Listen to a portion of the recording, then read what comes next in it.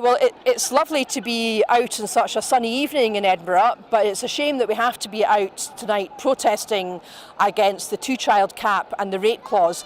Well more than a year since Alison Thewlis, my colleague at Westminster, first spotted it in the small print of a Tory budget. Very glad to see such a huge demonstration today and so many people still coming along 1 year after the rate clause came into force to show their opposition to this vile and despicable policy. The UK government have never been able to justify this policy, and we saw that this week with Esther McVeigh's pathetic attempts to say that the rate clause was somehow double support for women and that gives them some kind of chance to talk about the most appalling and disturbing experience of their life.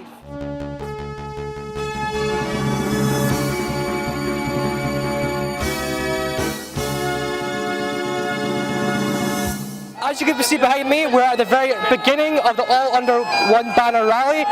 You can obviously hear the pipers behind me as events are about to kick off.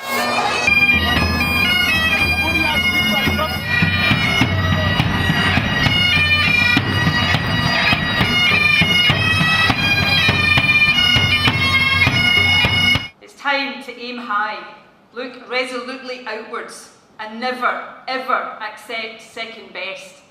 Above all, it's time to believe that we can. We can build that better country we know is possible. And friends, we will. If you enjoy watching our programmes, please help us to be Scotland's independent broadcaster by signing up to become a Broadcasting Scotland supporter.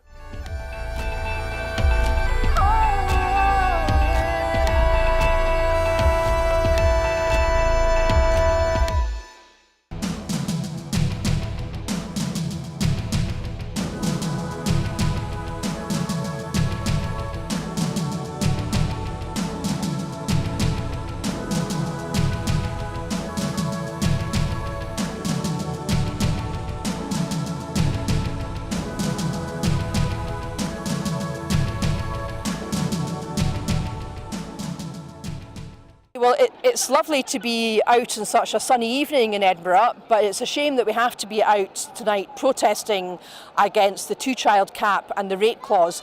Well more than a year since Alison Thewlis, my colleague at Westminster, first spotted it in the small print of a Tory budget. Very glad to see such a huge demonstration today and so many people still coming along 1 year after the rate clause came into force to show their opposition to this vile and despicable policy.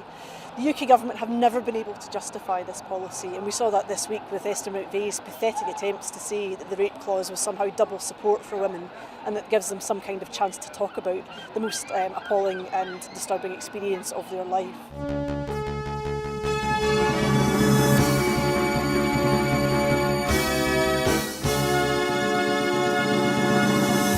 As you can see behind me, we're at the very beginning of the All Under One Banner rally. You can obviously hear the pipers behind me as events are about to kick off.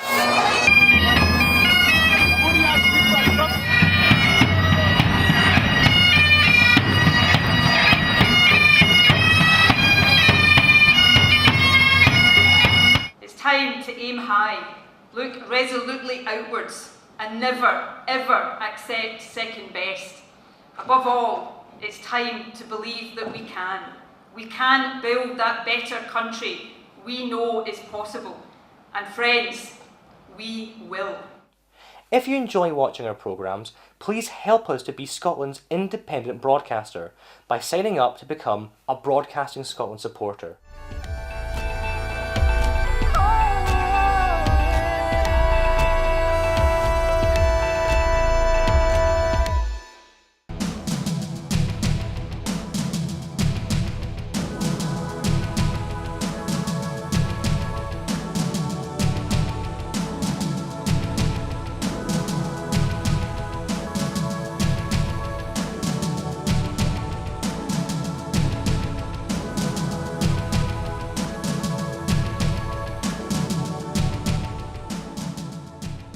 Well, Well, it's lovely to be out on such a sunny evening in Edinburgh, but it's a shame that we have to be out tonight protesting against the two-child cap and the rate clause.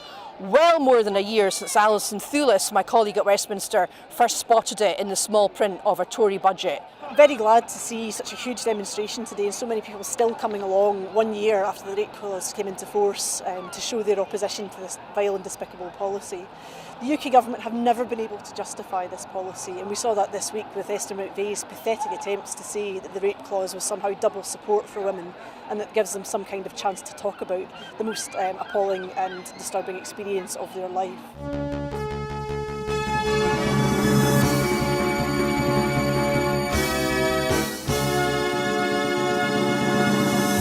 As you can see behind me, we're at the very beginning of the All Under One Banner rally. You can obviously hear the pipers behind me as events are about to kick off.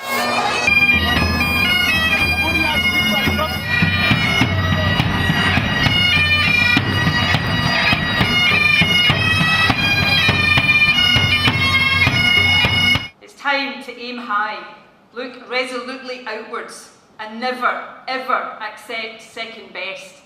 Above all, it's time to believe that we can. We can build that better country we know is possible. And friends, we will. If you enjoy watching our programmes, please help us to be Scotland's independent broadcaster by signing up to become a Broadcasting Scotland supporter.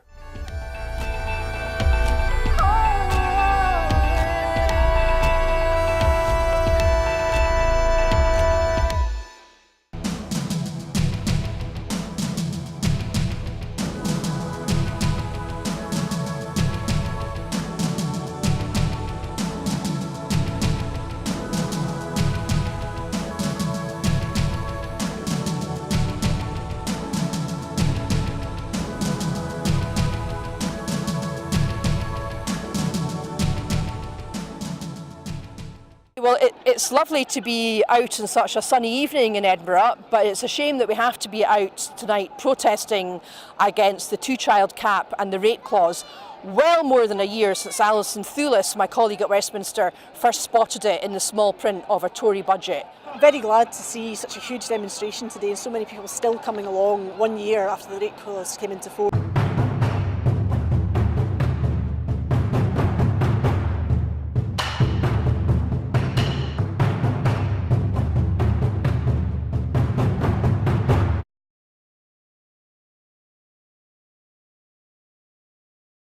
Hello, I'm Richard Walker. The Scottish Government's Continuity Bill had its third and final reading at Holyrood on Wednesday. The bill enshrines in Scottish law control over devolved powers which currently resides at Europe. It will only come into effect if Westminster continues with Brexit without the consent of the Scottish Parliament. Broadcasting Scotland went to Holyrood on Wednesday morning to discuss the bill with key players, including Michael Russell, the Scottish Government's Brexit Minister, Joan McAlpine, the convener of Holyrood's Europe Committee, Mark Ruskell of the Green Party, and Neil Findlay, the Labour Party's shadow Brexit Minister. Joan McAlpine, you're convener of the Holyrood Committee, which deals with Europe, and indeed right now fisheries has emerged as one of the most controversial elements of the plans to leave Europe. Did that come as a surprise to you, and what is at the heart of that row?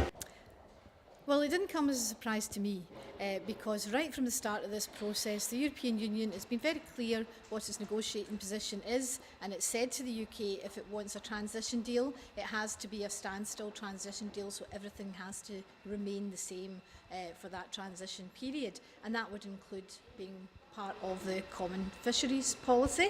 Now, the way that has been reported in the UK media suggests that there's some kind of negotiation and that there's room for manoeuvre, and you'll see that basically the UK government has basically caved into everything that the European Union has asked for.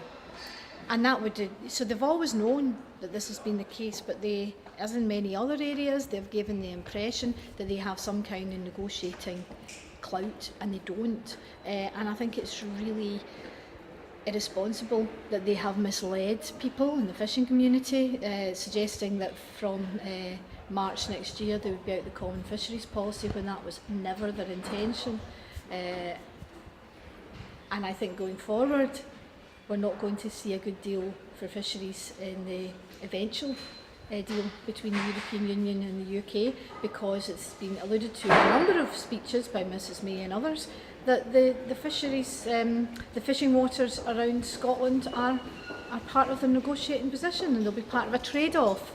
So I think this is just the start. I mean, I know that the fishing community are really upset, and understandably so, at the broken promises over the transition period, but it's not going to get any better. I think what some people are trying to put a spin on it and say at the end of the transition period there'll be a better deal. I don't think so. I think they're going to be sold out again. What does this tell us about the strength of the negotiating position of the Westminster government? Basically, the Westminster government has never had a strong position. I mean, they're basically trying to get a deal with the European Union that is as good as they have at the moment as a member of the single market. They've been out with the single market, and the European Union from the very beginning have said, no, sorry, if you're out of the single market, you're a third country, you get a third country trade deal, perhaps a bit like Canada. The UK government have never accepted that, and I think that a lot of the messages that have gone out to people in throughout the UK to suggest that they're going to get a better deal has been very misleading. The EU have been quite clear from the beginning that you can't pick and choose. You're either in the single market or you're outside the single market. There's no halfway house. Today is a big day at Holyrood where we start the third stage of the continuity bill consideration. Where do you think we will be at the end of this deliberation? I think Scotland will have asserted the sovereignty of its parliament and will have protected Donald Duer's devolution settlement. This bill at the UK level is the greatest attack on devolution that there's ever been since the referendum, when 74% of people in Scotland voted for this parliament with these powers, and the UK government's coming in and trying to destroy that. Something that 74% of people voted for, and I think tonight we're going to see our Parliament, on the side of the people of Scotland, speaking with a united voice, with the exception of the Tories. Why do you think that is? In terms of why do you think the Tory party are reluctant to get involved with that, given that they have expressed support for devolution? Well, it's interesting, isn't it? Because the Tory party, when this place was set up, they actually campaigned against it. If you remember back in that devolution referendum, they were resoundingly defeated and embarrassed. And it was often said that actually in this parliament was quite good for them, because the proportional representation system that they opposed actually allowed them to have a presence in here, and they did a good job of arguing in favour of devolution, said that they were very sorry. They spent years saying they were very sorry for opposing devolution. What this has exposed is perhaps, at their core, they were never bought into the project. And there are certainly elements within the UK Conservative Party that don't understand devolution and that are hostile to devolution, and they just don't understand that settlement, the Scotland Act, gave us powers in certain areas which people believed would be permanent, and clearly they're not. There are 24 powers which are currently disputed. I suppose that if this agreement can't be reached on this, it's bound for the Supreme Court. What could happen there? Well, I wouldn't want to second guess the Supreme Court. What I would say about the 24 powers you mentioned is that it's not just those 24 powers.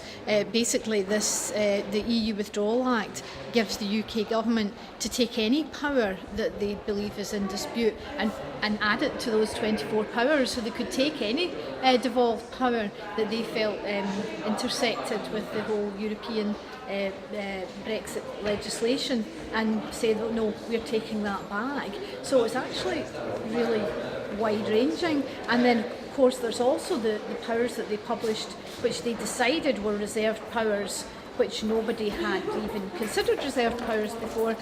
State aid, for example, that's of great concern, because the Scottish Government has taken measures in the past to help companies and save jobs. I mean, a good example is the steel industry. A couple of years ago, the Scottish Government came in and helped save Scottish steel, and the English side of the steel industry didn't get the same support because there's a different ideology operating at the UK level. Now, if the UK put in state aid rules for the whole of the UK. You could find quite situations where the Scottish Government wanted to step in and save jobs, and the UK Government was saying, no, that doesn't suit our framework, and we're not having that. And that's a great concern to me, and I think it'll be a great concern to other people. There's also concerns around procurement.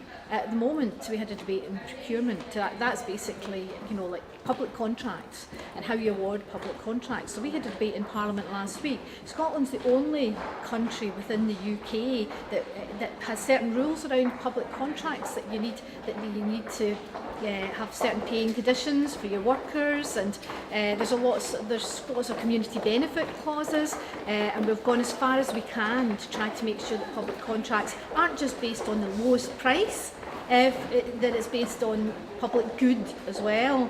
That doesn't apply in other parts of the UK. So if the UK put a framework together around public procurement, it could completely undermine the good work that this Parliament has done in that area.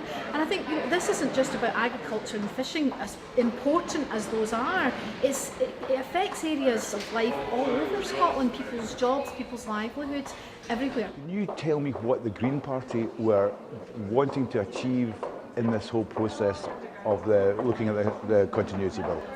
Well, we wanted to make sure that the bill in Scotland learned from some of the lessons of the UK bill, and in particular we wanted to see that some of the key provisions within European law that have protected our environment, that have protected animal welfare, get saved and built on in the legislation in Scotland, and also that there was an opportunity with the continuity bill going forward for Parliament to have its say, to ensure that there's adequate democratic scrutiny of how laws get built on after withdrawal. So on these issues, we've had a very constructive discussion with government and other parties, and I think we've made real progress in saving these key protections and progress that we've had through the European Union into our law in Scotland. There's been significant discussion on this. I think the stage 2 11-hour discussion on it. So do you feel that there's been adequate a potential or opportunity to discuss in detail the decision that you have to make? I mean, it's been a very rushed process and not an ideal process at all. But I understand the reasons for that. It's had to go through as an emergency bill because of the failure of the UK government to adequately sit down with the devolved administrations and thrash out a deal. So it's been necessary that Scottish government's had to bring forward a bill like this. I mean, I think it's raised the bar a bit. I mean, there's had to be a kind of new level of political maturity amongst all of the parties, perhaps bar the Conservatives in the Scottish Parliament, to actually sit down and really thrash out what we're trying to get out of this bill, and to give the government their credit. Michael Russell's been keen to sit down with us and really work out where our concerns are coming from and try and accommodate that. So I think what we're going to have at the end of this process is a bill which Parliament has actually influenced. It's not just a government bill, it's a bill that we can all share on. What have been the key amendments that the Green Party has been pressing for? So I think for me personally, I've been pushing forward key amendments which save some of the environmental principles, animal welfare principles, into legislation. So we're talking about principles like animal sentience, which means that we have to consider the welfare of animals when we're designing policy on trade or industrial policy or where animals can be used. Also principles like precautionary principle, which has meant that we haven't had GM crops being grown in Scotland because we're unsure what the environmental impacts have been. Polluter pays, which is something we all take for granted, but it actually comes from European law, and it ensures that corporations can't pollute our environment without taking full responsibility for the costs of that. And we've seen how that principle has been used in relation to open cast coal in Scotland, where companies have tried to walk away from the damage they've caused and they've been dragged back and had to pay. So there's been a lot at stake, I think, on the environment and animal welfare principles, and we've been struggling a bit to find a way to incorporate that into the continuity bill to make sure that these principles form a strong foundation of how we go forward, rather than just getting left off. In terms of the political consensus in Holyrood, which has been achieved remarkably, some might say, with one notable exception. First of all, in terms of the cooperation of the Greens and the Labour Party and Lib Dems, did that surprise you that all those parties were willing to work together on this issue? Well, in this session of Holyrood, we've got a minority government. It's a parliament of minorities. First Minister's emphasised that. So there has to be debate. There has to be a shifting of positions and negotiation on many issues. And I think, with the recent Scottish budget, we've seen that between ourselves and the SNP. But I think it's one of the first times I've experienced in this session of Parliament of where all the parties, apart from the Tories, have actually come together to actually get into negotiation and agreement around an issue of critical importance. But it does show where we actually share a lot of the values, and environmental protection is one of those areas where we all value it.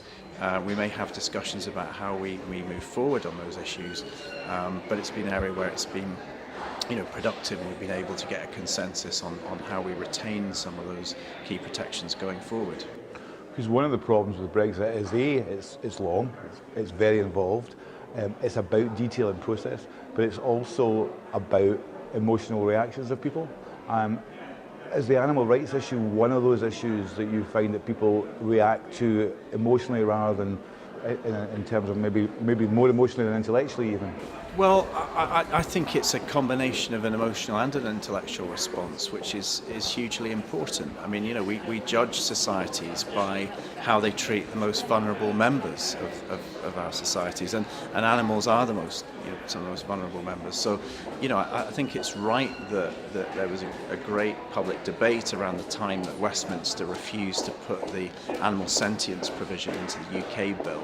There was great concern about that, and I think the Scottish Government's learned from that. We've had a discussion here about how we save those types of principles going forward, and you shouldn't forget as well that the whole debate around animal sentience started with live exports in the 1990s. It was actually the UK government that was working within the European Union to ensure that animals aren't just treated as simple commodities that can be shipped around, but they're actually living beings that can feel pain and emotion and have their own needs. So, that European progress that the UK was part and parcel of delivering in the 90s and early noughties, shouldn't now be ditched. It should be saved going forward. And I think, people reacted very strongly to that because, they recognise the importance of animals, the importance of protecting the most vulnerable.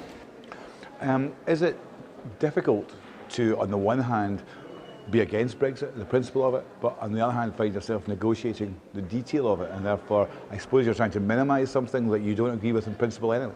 Yeah, it's ironic in many ways. It looks like we might be leaving the European Union. We probably will be leaving the European Union, but it's important that we don't leave the environment behind. And I think, for us it's about trying to track what the European Union is doing, the progress that our partners and other countries in Europe are working towards, and making sure that we can continue to be part of that debate after withdrawal. I think that's going to be very hard because just having institutional mechanisms to share policy and influence policy won't be there anymore.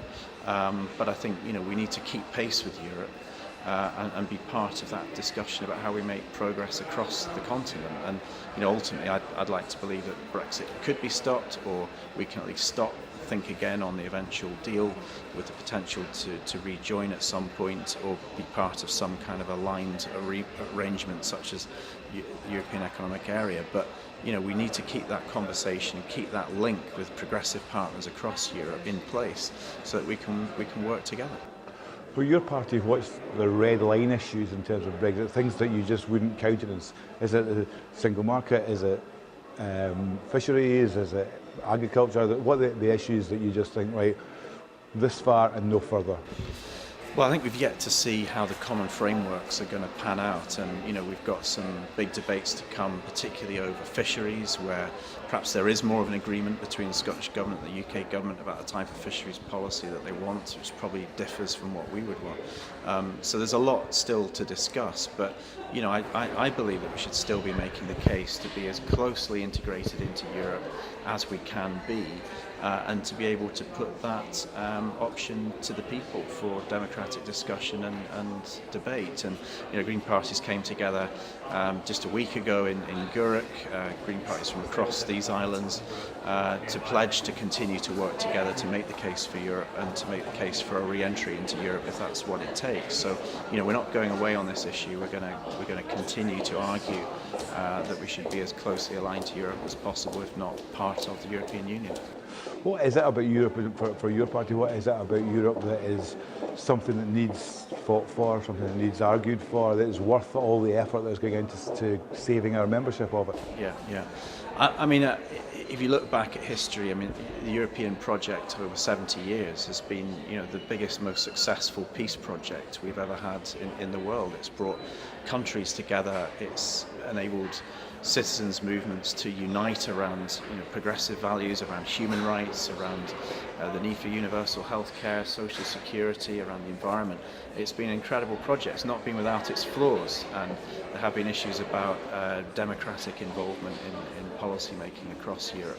But I believe it's something that we should be retaining and building on rather than exiting at this point. And that shared collective values that we have across Europe are hugely important. And as part of a green political movement, I've enjoyed working for the last 25 years personally with colleagues in Germany and Finland and Ireland and other countries where Greens have been integral to the European project, and I think have been important voices in actually driving a lot of the progress that the European Union has achieved. So for me, I'm never going to stop being European, and always going to be working hard to make sure that we're part of the continuing progress that Europe can deliver. Where do you stand on the current fisheries debate? There seems to be two elements to the controversy. One, that the fishing industry feels it's been lied to, but second, this principle of should it be in or out of the common fisheries policy? Do you think it should be in or out? Well, if we didn't have a common fisheries policy in Europe, we would need to come up with one. You simply can't manage fisheries and manage the health of our seas in isolation. You need to have some kind of common framework. So whichever way you cut it, you need to have that in place. I think the promises that have been made by politicians over access to fishing grounds are being dishonest, because at the end of the day, this isn't just about catching fish, it's also about selling fish as well. So 80% of the fisheries products that we harvest in Scotland, langoustines and hake and a whole range of products, get sold in Europe. It's Europeans who want to eat the fish that we catch. Very often the fish that we want to eat come from Greenland and Iceland and elsewhere, the cod and other species. So the whole issue about access to fishing grounds and access to market are deeply entwined, and you can't have an agreement with the European Union on access to fishing if you don't have an agreement on access to market. I think this is the bit where politicians have been a little bit dishonest in suggesting that you can have unlimited access to all the fishing grounds, because at the end of the day you need tariff-free access to the market to actually sell your product to consumers who actually want to eat it in Europe. So this can only be done in a collective international agreement, and that's the way forward that we need to see. In terms of the continuity bill that is going to be discussed and hopefully approved today, is there a danger that the discussion, which comes down to, I think now 24, or some people say 25 powers, and that's okay, I guess, but it's not massively inspirational, that people kind of miss the wider principle of what devolution means and how devolution would be undermined by the current Westminster plans? I think what we need to see is a much more mature working relationship between Westminster and Holyrood. Whether we're going to get that or not, I don't know. I think there's continuing uncertainty around which powers are going to be reserved going forward. The Westminster government has set out areas where they believe a common framework is required across the UK. That might require legislation, it might not, but all this is a movable feast, and it could be that several months down the line UK government says, well, actually we would prefer to be leading on a common framework on another area of policy, and we'll sideline Holyrood on that. So there's still a lot, I think, to discuss. But there needs to be an agenda of respect on both sides, and understanding that Holyrood, Scottish Parliament now is a powerful legislature. It's got a detailed experience on a whole range of areas, including environment, where we share responsibilities across the UK, and we should be having an equal say, and picking up a lot of the work on the development of environmental approaches and legislation. Would that argument be easier made with support from the Tory MSPs? Well, I think they've yet to enter into this mature political environment that we're in. I mean, I think what we've seen is, wrecking amendments coming from Tory MSPs over the last couple of weeks in committee, just spinning out the time, not really adding anything to the debate. And I think that's a shame because, there are some areas where we do agree, and I think, some of the announcements that Michael Gove has made around environmental courts, around how we govern and protect the environment post-Brexit have been progressive, but we've yet to see an involvement and engagement from Tory MSPs here on that debate. They could be joining the consensus on areas where we agree, and I'd be happy to have that discussion, but we've not seen it throughout the last couple of weeks. And I think, for all the rhetoric of Ruth Davidson on the environment, it's a shame that we don't actually see that translating into constructive dialogue and constructive suggestions for amendments as part of this bill. What is it about the Continuity Bill that has sparked this consensus among Scottish political parties? Well, there has been there's quite a lot of consensus in this Parliament regularly. I mean, people maybe don't appreciate that. Actually, politicians agree more than they disagree. Might be a controversial thing to say, but it's actually the reality. But I think the issue around the devolution of powers, for the Labour Party, we were the party that saw the process of devolution coming through, creation of the Parliament. We're very proud of that, and we will always defend the devolution, and certainly we will defend it against any attacks on devolution. I think the way in which the Tories have handled this process has been dreadful. I think they promised, David Mundell promised to resolve the situation in relation to the devolved powers in the House of Commons, and he ratted on that deal. And we now are in a situation where it looks like, we hope there's going to be a deal in the House of Lords. Now that's completely unsatisfactory. We would have wanted it resolved in the House of Commons. Leslie Laird, the Shadow Scottish Secretary, put down amendments to the EU Withdrawal Bill to resolve these issues, and the Tories were whipped to march through the lobbies to oppose it. And they have found themselves in this mess, and it's been a mess of their creation. Is the argument for the Labour Party, is it more about the principle of protecting devolution, or is it about any of the powers, the 24 or 25 powers, specifically that you object to Westminster trying to keep hold? I think the principle's important, that these powers should be devolved here. That was our understanding that they would be. We were told they would be. Therefore, I think that's the important part. We can get into detailed discussion about all the different aspects of how each of the powers work, but there is a principle at stake here that these powers, we were told they would be devolved, and they should be. Now, that does not mean that we shouldn't create common frameworks across the UK, because that's just sensible, it's common sense. People talk about common frameworks, I like to talk about common sense frameworks, because there are areas where we should have common frameworks across the UK. If the Scottish Parliament is unsuccessful in persuading Westminster to compromise on this, what would you see as the next move? Well, I think probably we'll see this going to the courts, and but I would hope that would be avoided. I hope this bill is unnecessary. Discussions with the Scottish Government, and Mike Russell has said this publicly, that if there can be a deal done in this, then the bill would be repealed. There are questions about that, because some of the issues that have been introduced over and above the bill, and things like health, the environment, animal rights, and the like, still sit there, even though they wouldn't be within the EU Withdrawal Bill. So we need to hear from the Scottish Government what they intend doing about those sections of the bill. Would they bring forward more legislation to address those?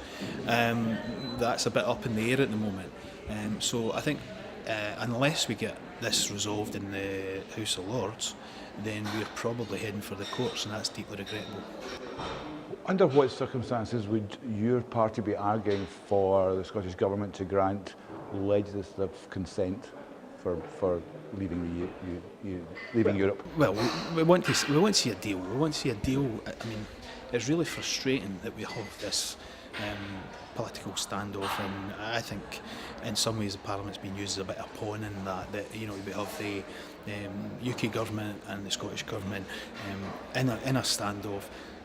Labour being very pragmatic in trying to bring a solution to this through the House, through amendments in the House of Commons, and that standoff is still there. So I do hope we get a deal and that we can come to a conclusion that is in everyone's interest. And what do you think of the behaviour of the Tory party in terms of its bid to block this bill? I never think much of the behaviour of the Tory party, I have to say. In terms of its argument, the Tory party's MPs and Scottish MPs are now threatening to derail Brexit because of the fisheries deal, but yet they don't seem to believe that the devolution principle is as important as that. Is that a strange position for them to have? I mean, nothing would surprise me about the way in which they behave. They have been absolutely rumbled in the fishing on the fishing issue, and we have a situation where they gave promises only a week or so ago on fishing rights, and they've been well and truly found out. That would be I think that's deeply embarrassing for Ruth Davidson and for some of those MPs who were elected on the basis of we will ensure that fishing is brought back ASAP, and that's not going to happen. I have to say, equally, I think the Scottish Government's in a pretty difficult position on fishing, because the SNP's position is that they want to rejoin the European Union, which comes with the common fisheries policy. Now, my view is what people need during this process is a bit of honesty, and it was always going to be very unlikely that there would be a transition arrangement without fishing still being in the common fisheries policy. That was always a very unlikely scenario, and yet the fishermen were told that that would be the case. I think they were led up the garden path, and fishermen are very shrewd people, and I don't think they will forget that. In terms of suggestions that Scotland could remain within the single market, and there's a suggestion that Northern Ireland could do that, and indeed there might be some special deal for the City of London. Do you think that Scotland should be aiming to cut that deal? Well, I mean, the reality is you can't be in the existing single market if you're out with the European Union. That's simply fact. So when the Brexit comes, the treaties end, and you have to renegotiate something else. So there has to be a new arrangement. We want access to that single market.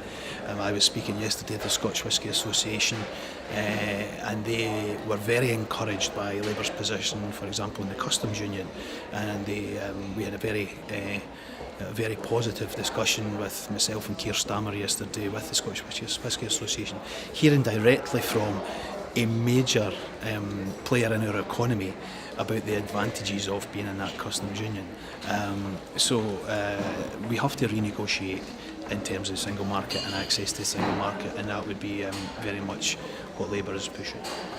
Have you had much contact with your colleagues in Wales who are, I suppose, speaking with the same voice as the Scottish Government? Yeah, I have. We speak regularly to our colleagues in Wales, and we have done through the process of the Continuity Bill, and we meet them regularly. And I mean, whilst the Scottish and Welsh governments have worked very closely on the Continuity Bill, I do think they're working on this for different reasons. I mean, the Government of Wales is absolutely committed to ensure that devolution works. The SNP ultimately want devolution to fail because they want to move on to independence. So whilst there's a coalescing around the Continuity Bill, I think there are different, there's certainly nuances within the motives for going down that line.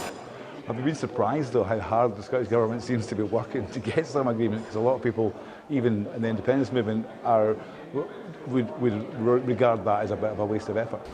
I don't think it is a wasted effort. I mean, these are hugely important issues for the future of the country, and actually, I have my concerns about some of the tactics and the motives, but I think ultimately, I think Mike Russell and I have form, I think he has played this pretty straight with us, and I don't give Mike credit, and he would never give me credit very often.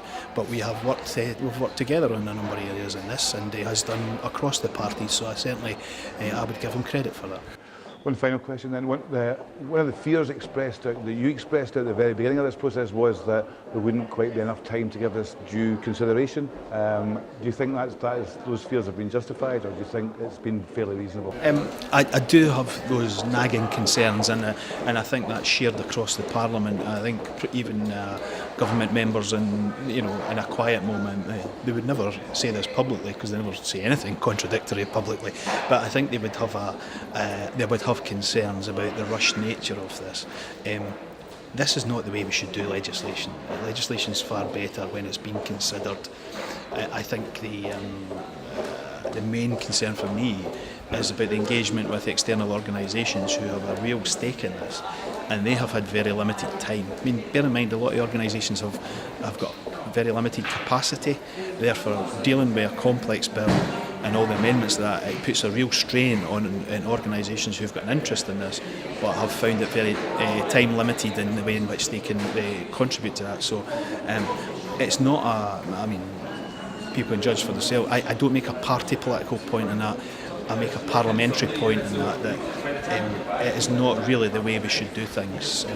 It's always better to have much longer, more inclusive consideration of legislation, and that way you get better legislation. Thank you very much for your time. Okay, thanks a lot. Cheers. Mike Russell, you're the Scottish Government Minister for all things Brexit. Where do you expect to be at the end of today? Well, I hope that the Scottish Parliament will have passed the continuity bill, that is the bill that creates the circumstances in which Scotland can control what happens over the next year to 2 years in the Brexit process. If we are in the position to have that, then we have a bill available should we choose not to give legislative consent to the UK bill. And that's, of course, the dispute we've been having, because we haven't given legislative consent to the UK withdrawal bill, and we can't do it in the present circumstances. So this creates the circumstances in which we could move forward, regrettably, in the Brexit process, because I don't want to leave the EU, I absolutely don't want to leave, but if that happens, then we take control of some of the important levers, not all of them, but some of the important levers in terms of what happens legislatively, so that there is no cliff edge, so that Scottish businesses and individuals in Scotland don't face impossible circumstances, whether it be in the end of March 2019 or the end of December 2020. What is the move by the Westminster Government which would allow you to grant legislative consent? It is merely to recognise the reality of the devolved settlement, which you think they would want to do, and recognise that consent is required from the Parliament of Scotland, from the Assembly in Wales, if there is to be the establishment of joint frameworks which involve any powers that either Scotland or Wales have. This is absolutely no more than the present constitutional settlement requires. There is a procedure so to do. All they have to do is to recognise the reality of being in 2018 instead of thinking that they are in 1974. Westminster Government has moved on this already. There are now, I think, there were initially 110 powers, now there's down to 24. Does that not show some willingness on their part to compromise? Well, they've changed their approach, and for that I'm grateful. But it doesn't solve the central question. The central question is whether there's 1 or 111 powers. The central question is consent regarding those powers. The number of powers relates to the areas in which the UK government think European competences and Scottish competences intersect. In other words, things that this Parliament controls, which are presently also part of the European settlement. Now, in those circumstances, that list of 111, and there have been all sorts of lists, the UK keeps reissuing lists, quite often without telling us, which isn't very helpful. But however many there are, essentially there's a whole range of things in that list which shouldn't bother anybody, because the UK has no interest in them. Presently, it could choose to take an interest. That's one of the worrying things in it. It could suddenly say, no, we are interested in that, and in the present circumstance we couldn't do anything about it. But there are things that are of no concern to them presently. There's also a list of things which don't need legislation. There are already arrangements that take place to administer those things. And the 24 or 25, depending how you define it, things that you're referring to, things that are likely to need legislation in order to be able to work together. For example, agricultural support. That's presently done in a European context. The law and the regulations for that constantly refer to the Council of Ministers, the Common Agricultural Policies. You have to change all those things. So if we're going to do it, and we need to do it together, then we need to recognise each other's powers and our powers to alter it as we see fit. And that's the difficult, contentious area. Now, we could reach agreement on all of those, providing there is an acceptance that the right to do so lies with all of us. It doesn't just lie with the United Kingdom government, it doesn't just lie at Westminster, it lies with all of us, because all of us have a stake in this, because all of us have legislative responsibility. Now, this isn't just about the arcane nature of law or parliaments or politics. It's about the practical application of important things. And an example does lie in farming. The farming subsidy support in Scotland is different from that applies in England. For example, in my constituency in Argyll and Bute, every farmer gets something called a less favoured area payment. That's money that compensates them for the difficulty of farming in circumstances in the west of Scotland, in snow or ice or rain or wind, and with bad hill ground. Now, that isn't paid in England because they don't have the same problems. So we have a different approach. And that would mean that we could apply that different approach. The decisions on whether a farmer in Benderloch gets his payments shouldn't be made in Basildon. It should be made in Edinburgh and in Argyll. And as a representative of Argyll, I should be part of that decision-making process. So what we've got to do is recognise how devolution works, accept that, accept the principle, and then we can work on the detail. And one of the problems with the UK government at the moment is it spends all its time looking at the detail and it doesn't think about the principle. So all the way in which we had this negotiation is about trying to second-guess the devolved administrations instead of working out between us the principles that we should apply. And those principles, I guess, are devolution is a settlement, and therefore that should be protected. In what way is this undermining that, really? Because you could argue that, as they do, there's a framework under which some of these decisions and some of this legislation needs to be placed. What's the problem with that? At the heart of the devolved settlement is a very clear understanding. You have items that are reserved and items that are devolved. Schedule 5 of the Scotland Act says these are the things that are reserved. Everything else is devolved. Now that's how we've worked. That's how we've worked since the late 1990s. That's the basis of the Constitution under which we live. Now, many people like me and you and people watching this channel, I hope lots of them, believe that we should go much further than that and that Scotland should be an independent, sovereign nation, pooling its sovereignty. But there's a concept actually here of pooling sovereignty, pooling our responsibilities in order to be able to work together. But pooling only takes place if there's a recognition of your rights. If it's not pooling, it's theft.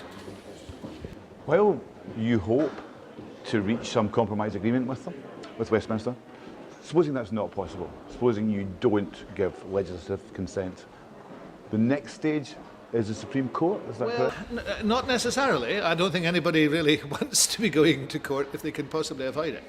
We brought the Continuity Bill in, and Wales has brought in that Continuity Bill, because we recognise it may not be possible to get agreement. We've waited as long as we possibly could to do this. That's why this has been emergency legislation. But we have to get that through before Royal is sent to the UK bill if our bills are to have effect. So eventually we decided we had no alternative to do this. And what we're putting in place is the belt and braces structure. If we can't get agreement with the UK, then by refusing legislative consent, we would have nothing to go in its place. So we're putting in place a piece of legislation that allows the process to continue. And what that legislation does, and it's carefully drafted and carefully put together, is it matches the UK bill. The UK bill deals with matters that are reserved and international matters, and the Scottish bill deals with domestic matters, it deals with devolved matters. And we think those bills are perfectly complementary. It's been through an intense process of scrutiny in the Scottish Parliament. I had a lot of complaints at the start of the process that there wasn't enough time for scrutiny. We've had 11 hours of stage 2 scrutiny, line by line. This bill has broken all sorts of records in this place. And we've done it with everybody because we wanted everybody involved. And the bill has changed. The bill's got better as a result of positive amendment, usually from Labour and the Liberals and the Greens who've brought positive amendments. There are even some amendments we've taken from the Conservatives.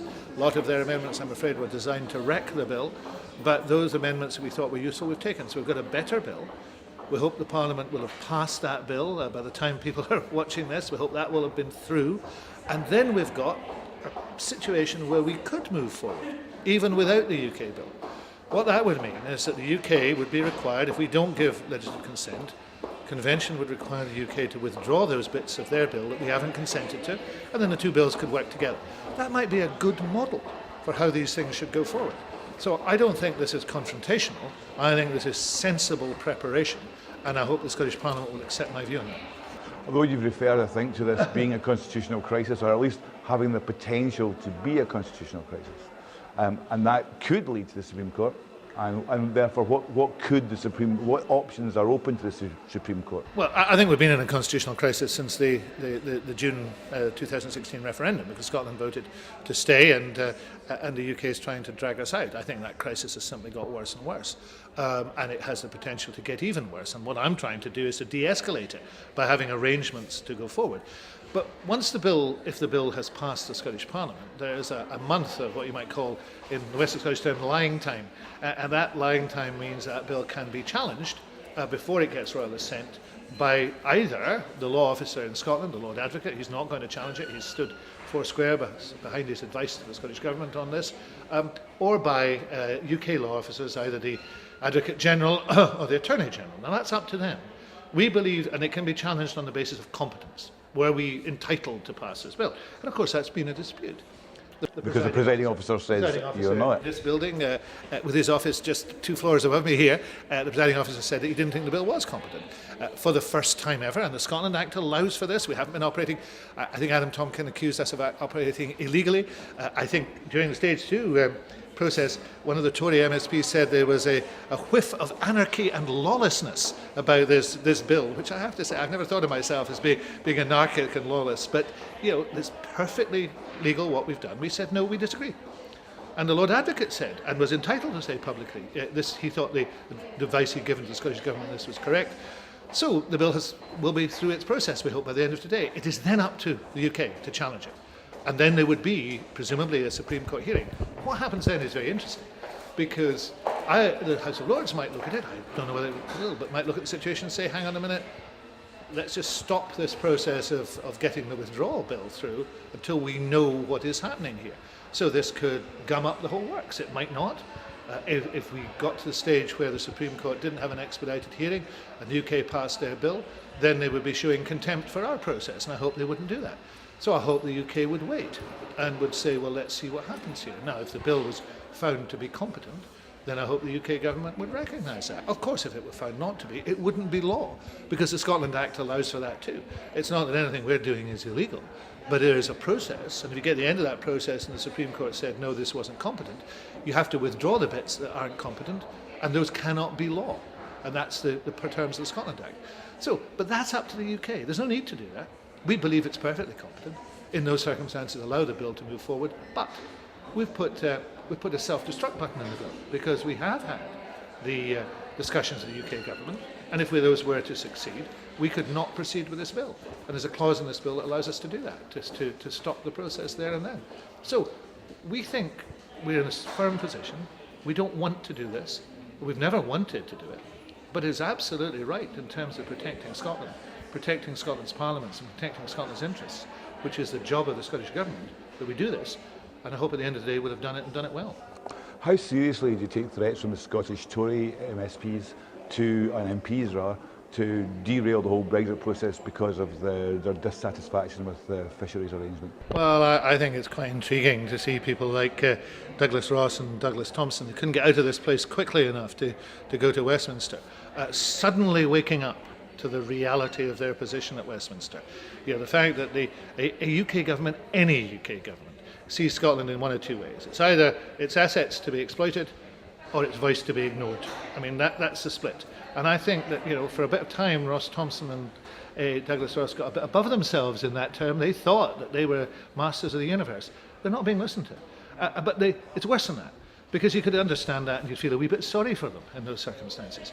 But if you stamp around the country saying, for example, as Ruth Davidson and Michael Gove said just last week, saying categorically, we will leave the CFP on the 29th of March 2019. No ifs, no buts. We will leave. I heard Ian Duncan say it at a conference, and also about the Common Agricultural Policy some months ago. And that is not true. And they knew it was not true. Because I've known since last year that the negotiations in Brussels were going to insist upon this. I've talked about it publicly. I've asked UK ministers about it, and they've confirmed it to me. So if you tell people that something isn't true, it doesn't matter how upset you get. What people should be saying is, why did you lie to me? Why did you tell me something that wasn't true? Was it just to get my vote? Because that's the worst type of politics, and that brings politics into disrepute. Talking about red lines and red line issues, we've seen suggestions of a deal, a special deal for Northern Ireland. We've seen suggestions of a special deal for the City of London. What kind of Brexit is just beyond the pale for you, or is it an essential part of the Brexit deal that Scotland, for instance, continues to have access to the single market? It's not so much access. Anybody can have access to the single market. North Korea gets access to the single market. I don't want us to leave the EU. And the more anybody sees this process, the more they realise how ill-begotten it is, how it's a black hole. It's sucking in energy and money and time and effort, and it's immensely divisive for no purpose.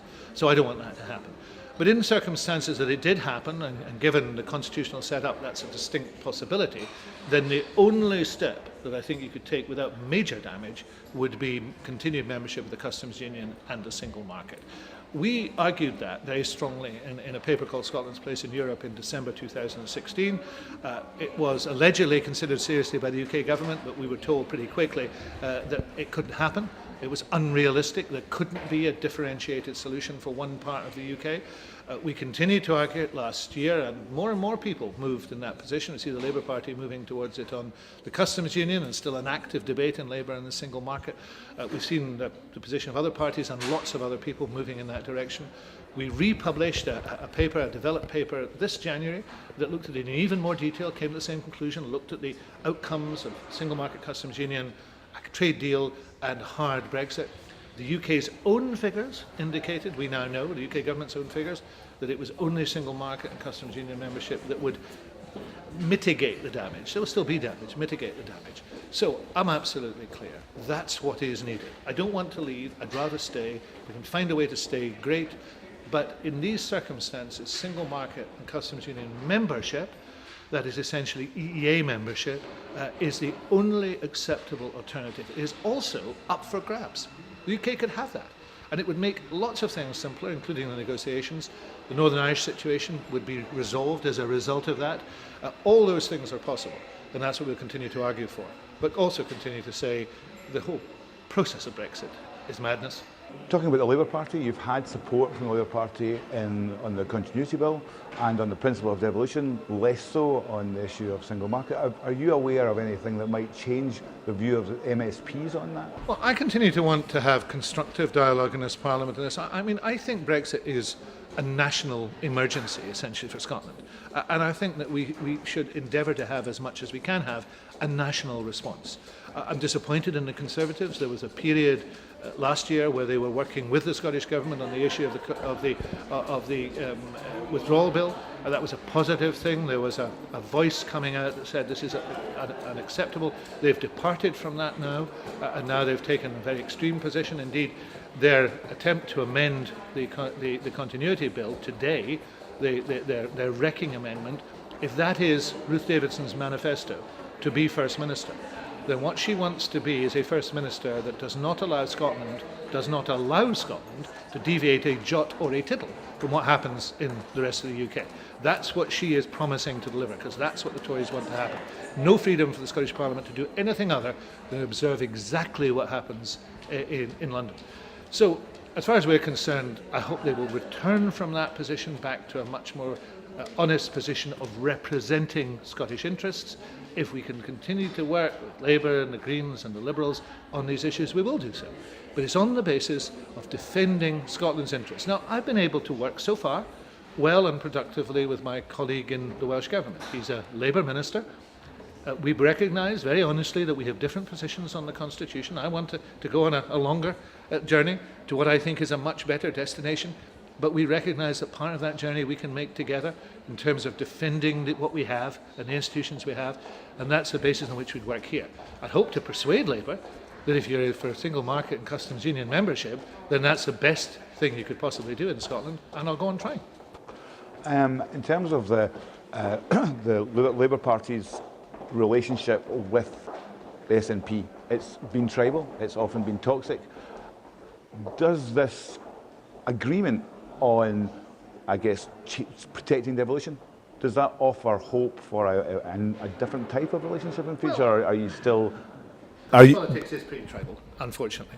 And we've all been guilty of that. I take my share of guilt of that. I've not been averse to a bit of yabooery from time to time.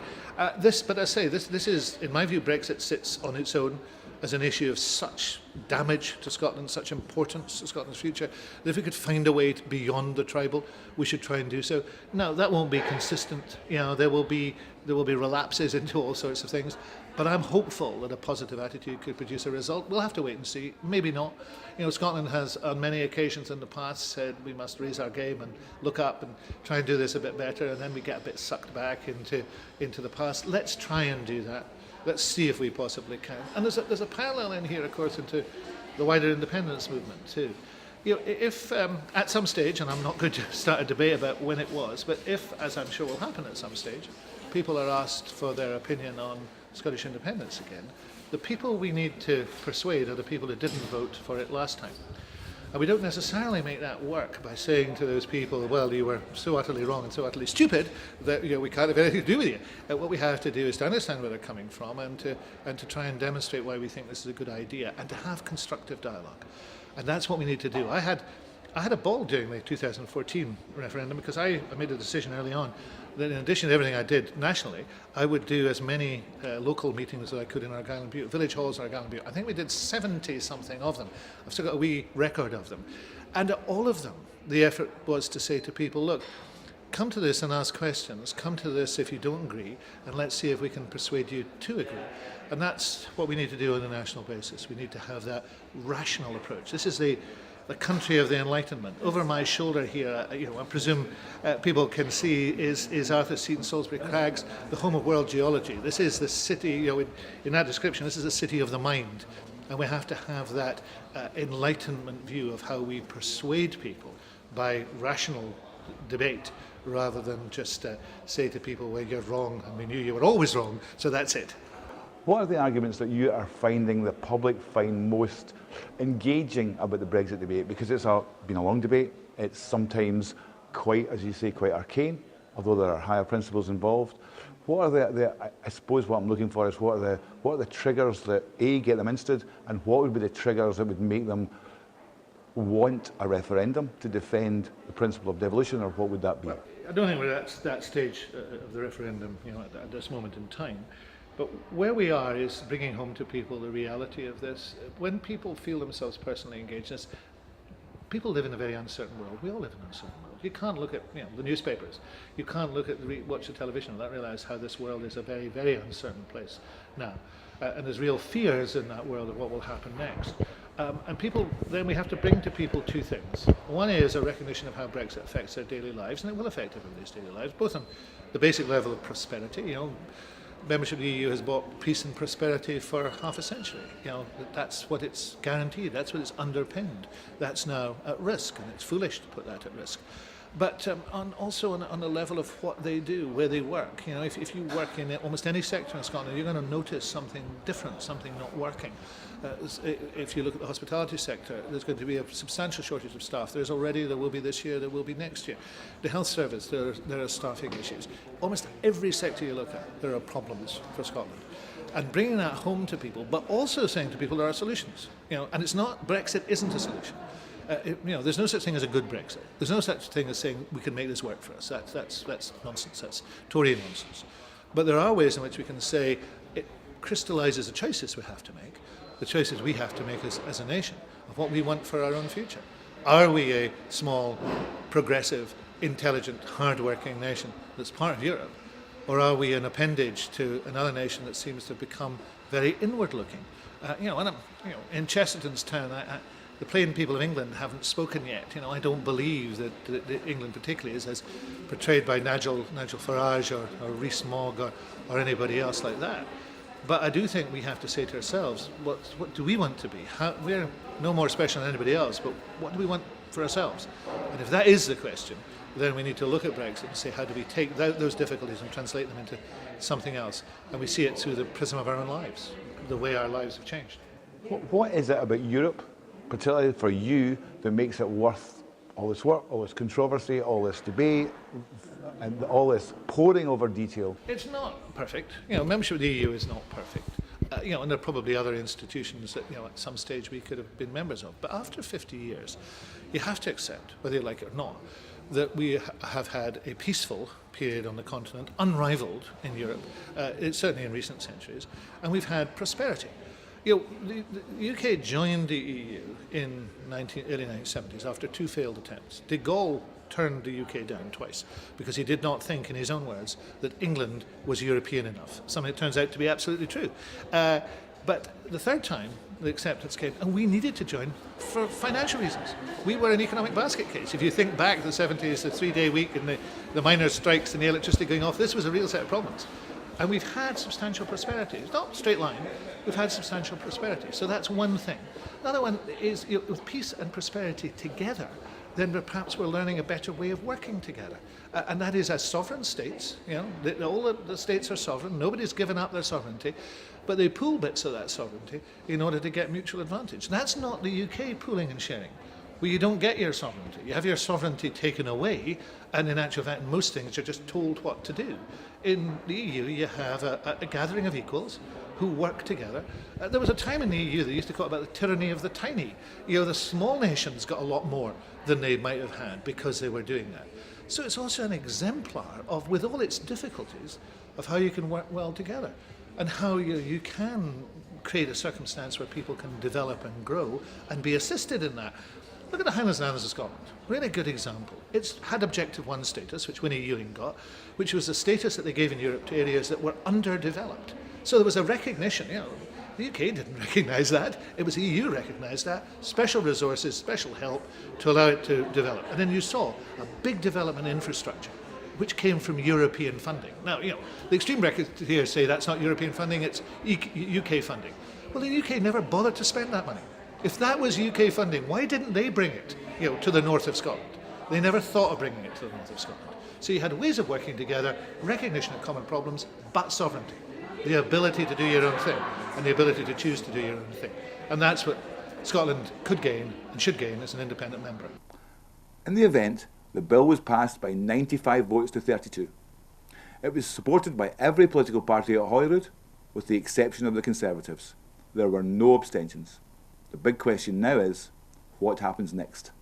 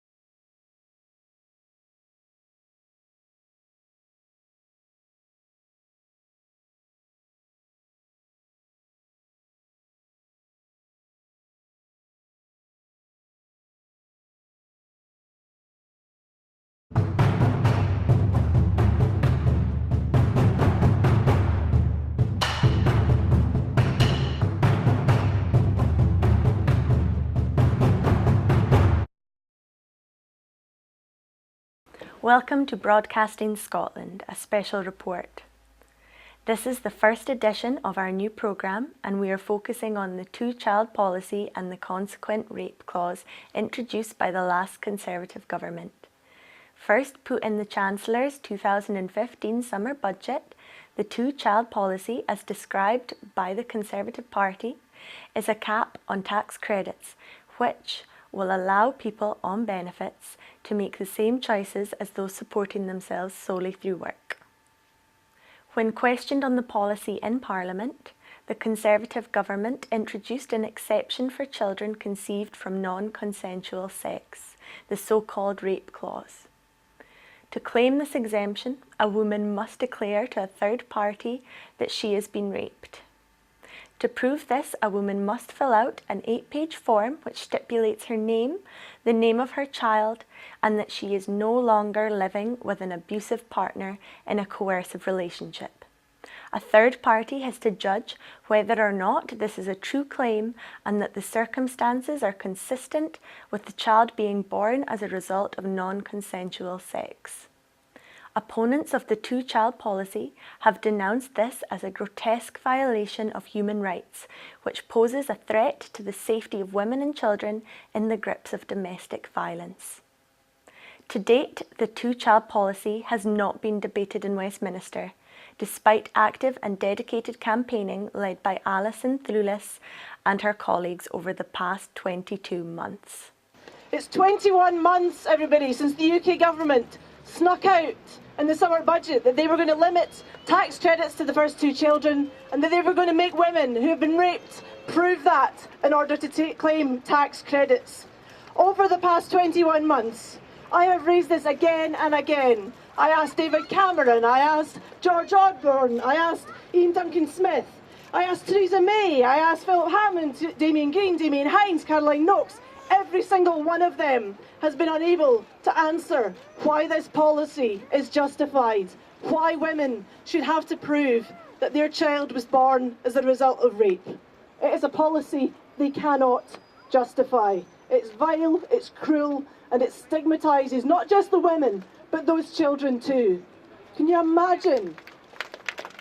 Imagine how dreadful it would be to find out that that was the circumstances that you came into this world. The government has no right to do that to children in this country. It is appalling.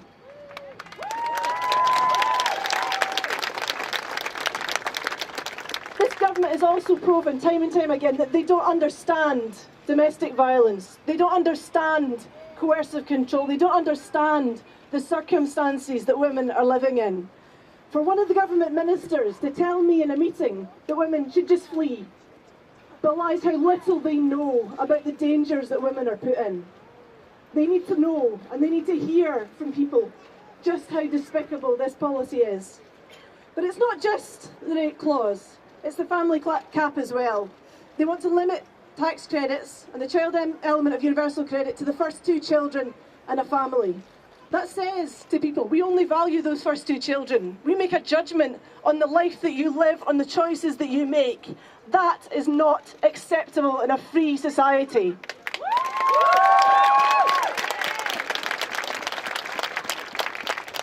There are 870,000 families that have 3 or more children. The majority of those families are in work because tax credits are about supporting those who are in work, who do work, who are trying hard.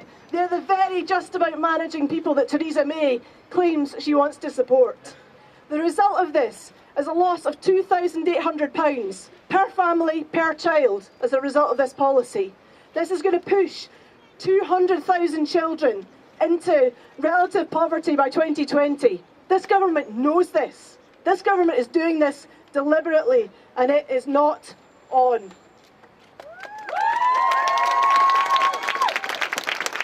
With the family cap, they don't take into account blended families. Families who've come together from two separate relationships, which happens very often. They're making families say, okay, we don't value this child that's come from this relationship. People are going to lose out as a result of coming together through love and coming into new families. It's going to stigmatise people from ethnic minorities, people from religious faith groups who will be disproportionately affected by the family cap. It is punishing people for the circumstances they are in that they can do nothing about. They can do nothing about their circumstances, but this government is passing judgment on how much money they're worth. That is unacceptable. And I want to talk just a little bit today about the Tories in Scotland and their ridiculous position on the rape clause and the two-child policy. Because Ruth Davidson has been absolutely cowardly on this. First of all,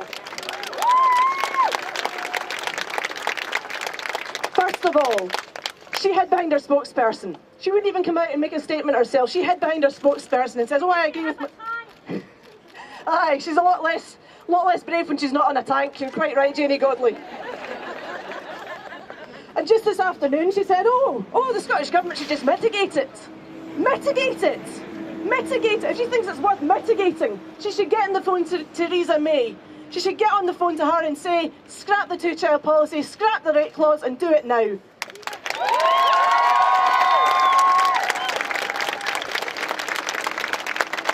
Because this isn't just about women and children and families in Scotland. It's not. It's about families the length and breadth of the UK.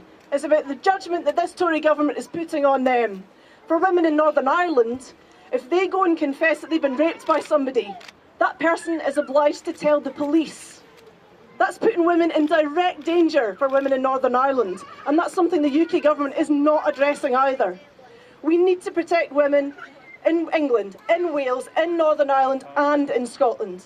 The women's movement in Scotland has been fantastic on this.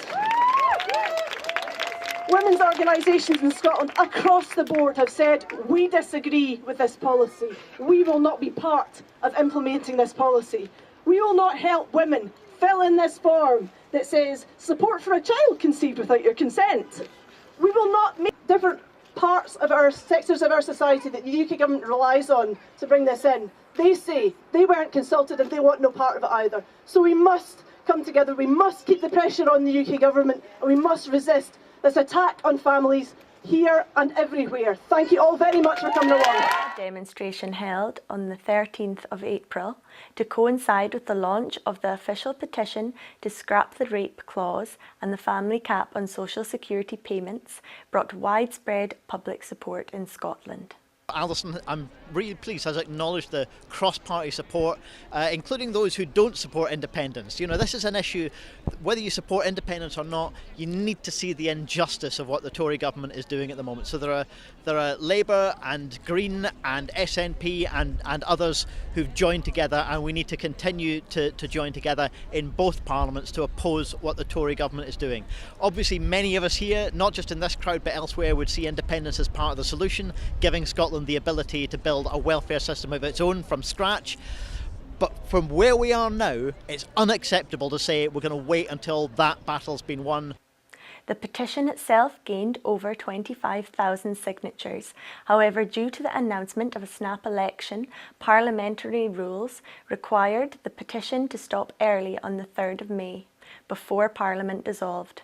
Responding to public support for the campaign, the Scottish Parliament debated the two-child policy on the 25th of April. Presiding Officer, I begin by moving the motion in my name. Last Thursday, together with Kezia Dugdale, Willie Rennie, Patrick Harvey and many MSPs from across this chamber, I attended the demonstration against the rape clause which took place outside this building. At that demonstration, Sandy Brindley of Rape Crisis Scotland said, the opposition to the rape clause is not about party politics, it is about basic human rights, and I agree very much with that. Of course, the rape clause has come about because of the two-child cap introduced 3 weeks ago by the UK government. That cap means that child tax credits and universal credit will only be paid for 2 children in each family. Now, I'll talk about the rape clause in due course, but it is worth noting that the policy intention of these changes, not an inadvertent consequence, but the intention behind them, is to reduce the income of low-wage families with children. Politics is a life we choose because we think we can do some good. More than that, it's because we think that it's our opinions, our views about life are those which should shape the world that we live in, which could help those who feel left behind, forgotten or are struggling, and give them a voice and a belief that their opinions also count. Yes, we are all here in this chamber because we are in the business of doing good. What an ideal. What an absolute joke in the eyes of the Scottish Conservative Party. For 10 years, the Tory government at Westminster has slashed at our valued social security system in a deliberate act of sabotage. And the question I would have put to Ruth Davidson, if she had bothered to take any interventions, is a question of judgment. Tell us why rape victims have to pay the price of the deficit whilst you give tax cuts to the richest people in our society. The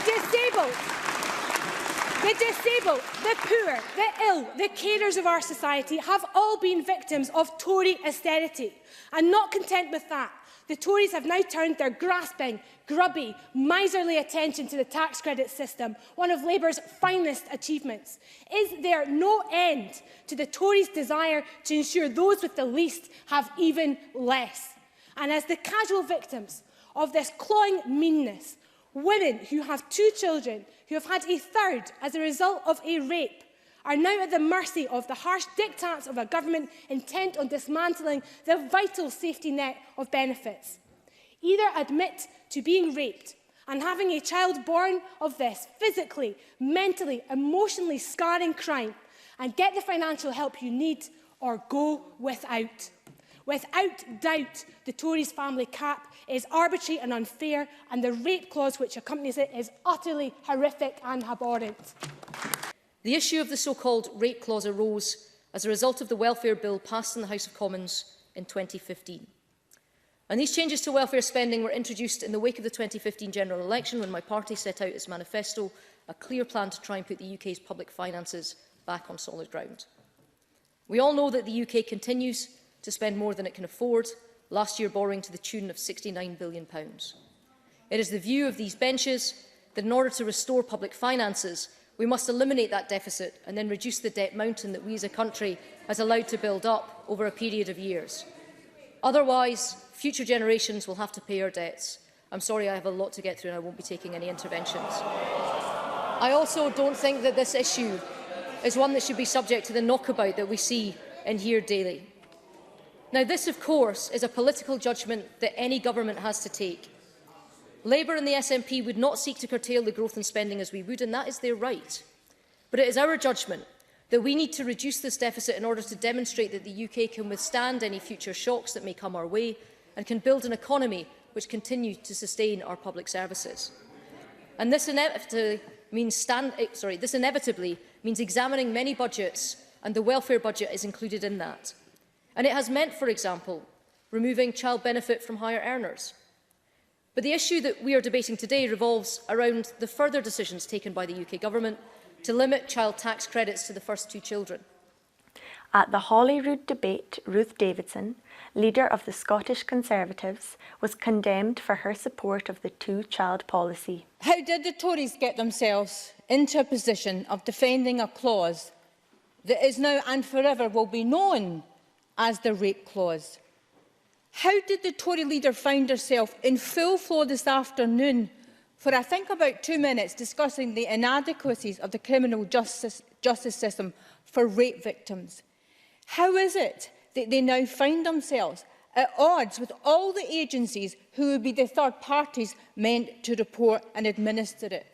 How is it that any right-thinking person could ask the agencies to judge whether a woman has been raped that has not gone to court? You could not make it up.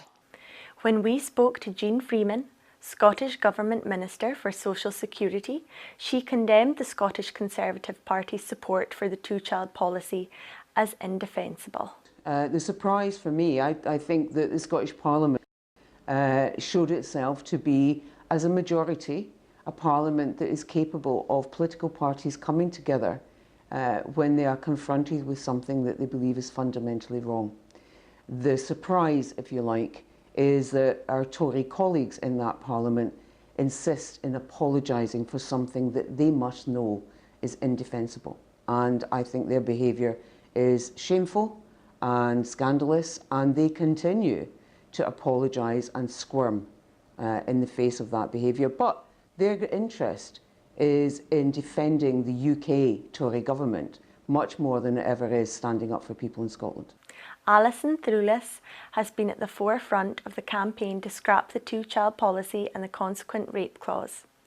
We spoke to her about the development of the campaign. Well, I mean, the start came in George Osborne's summer budget in July 2015. So my general practice and things, having been 8 years in Glasgow City Council, is to start at the back of any document and sort of flick through to see what they've hidden at the back. So I'm flicking through, and I get to, I think it's about page 88, and it has this phrase which says about restricting child tax credits to the first 2 children and exemptions in cases of rape. And I went, wait a minute here, what is this? And nudge my colleague next door. Does that mean what I think it means? And they're going, yeah, we think that means that means what you think it means. So from that point, I was asking questions about that and saying, well, how are you going to make women evidence that they've been raped? If you're saying that there's an exception for it, what does that mean? And also about the wider two-child restriction as well. How does that work? How will that affect families that are maybe coming together from two separate families coming together? How will that affect families that maybe for traditional religious reasons might have larger families as well? How will that affect them? What impact will that have? Have you done any assessment, UK government, on this policy? And the more that I asked, the less information they seemed to have, the less idea that they seemed to have about this policy, which I found hugely worrying and hugely frustrating. So from that point onwards, I sort of took that upon myself to ask questions to try and find out more about this policy, because the more that I looked at it, the more unworkable and the more unfair it seemed to be. The outgoing Conservative government's declared objective for the two-child policy was to reduce the deficit and rebalance public spending by cuts to the welfare budget. In the summer budget of 2015, the Chancellor George Osborne set out his plans for changes to the welfare bill.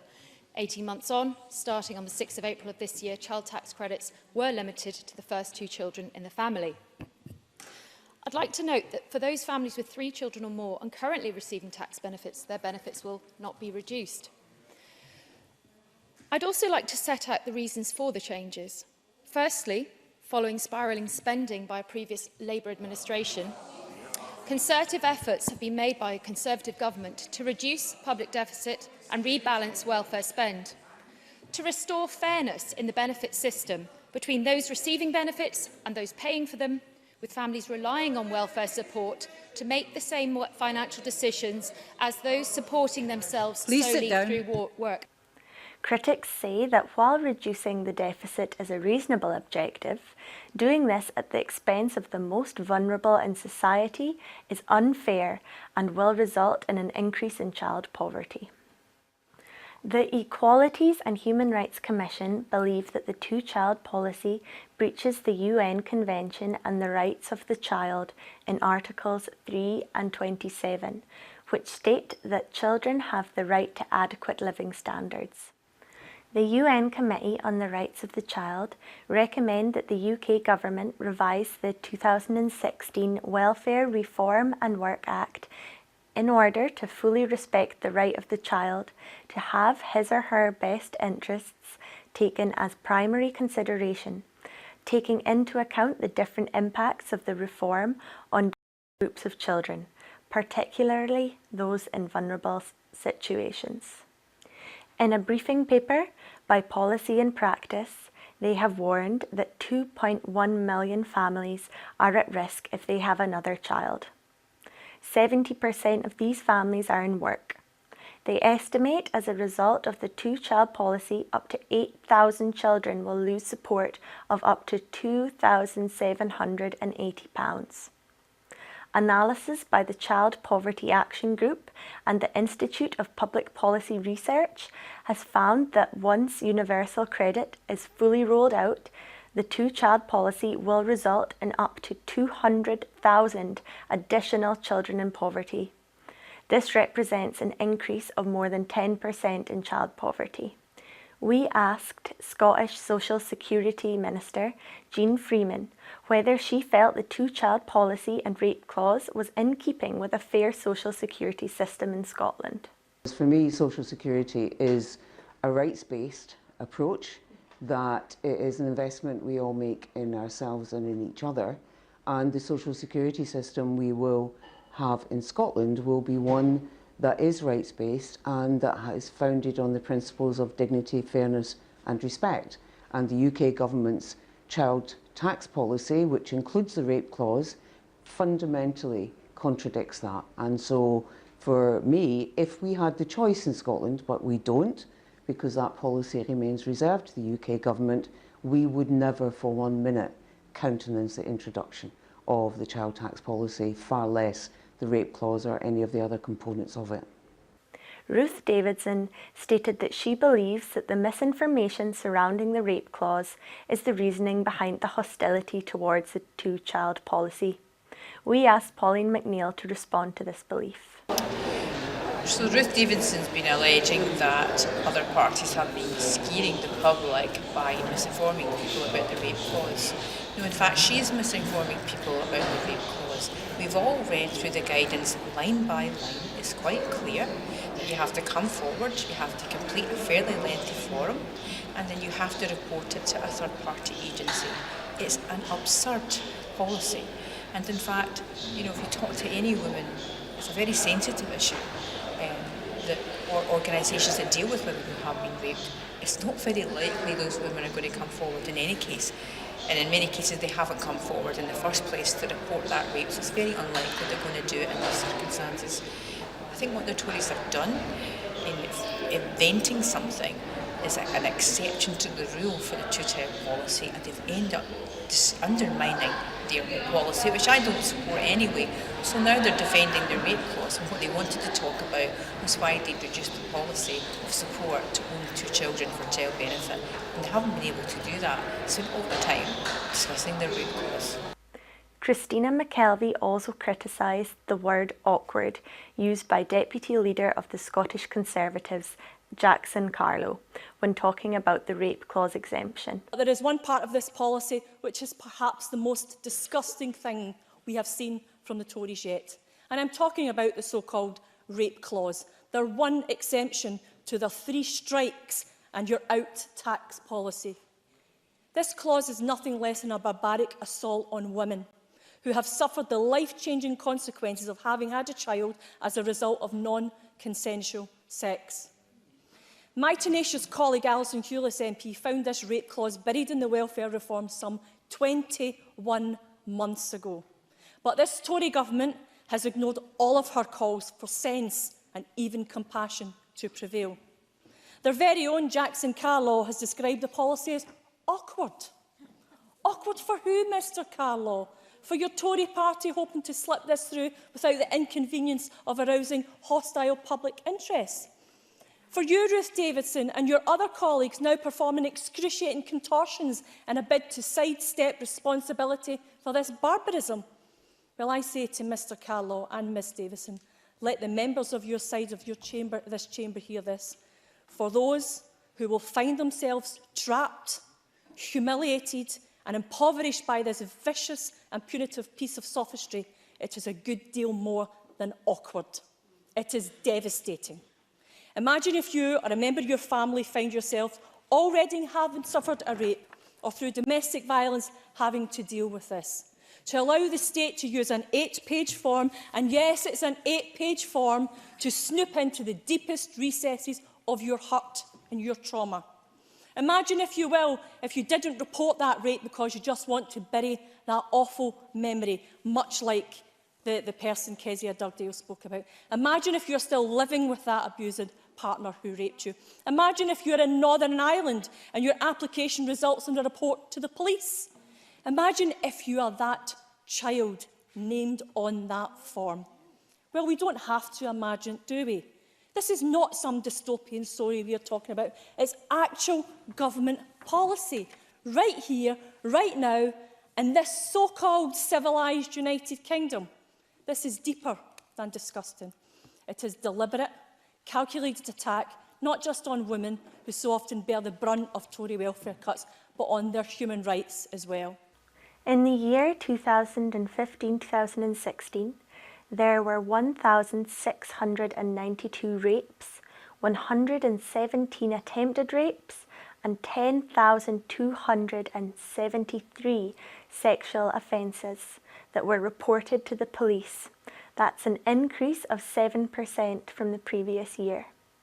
Research shows that the number of women reporting rape and sexual offences to the police are a small fraction of the total number of women affected by such crimes.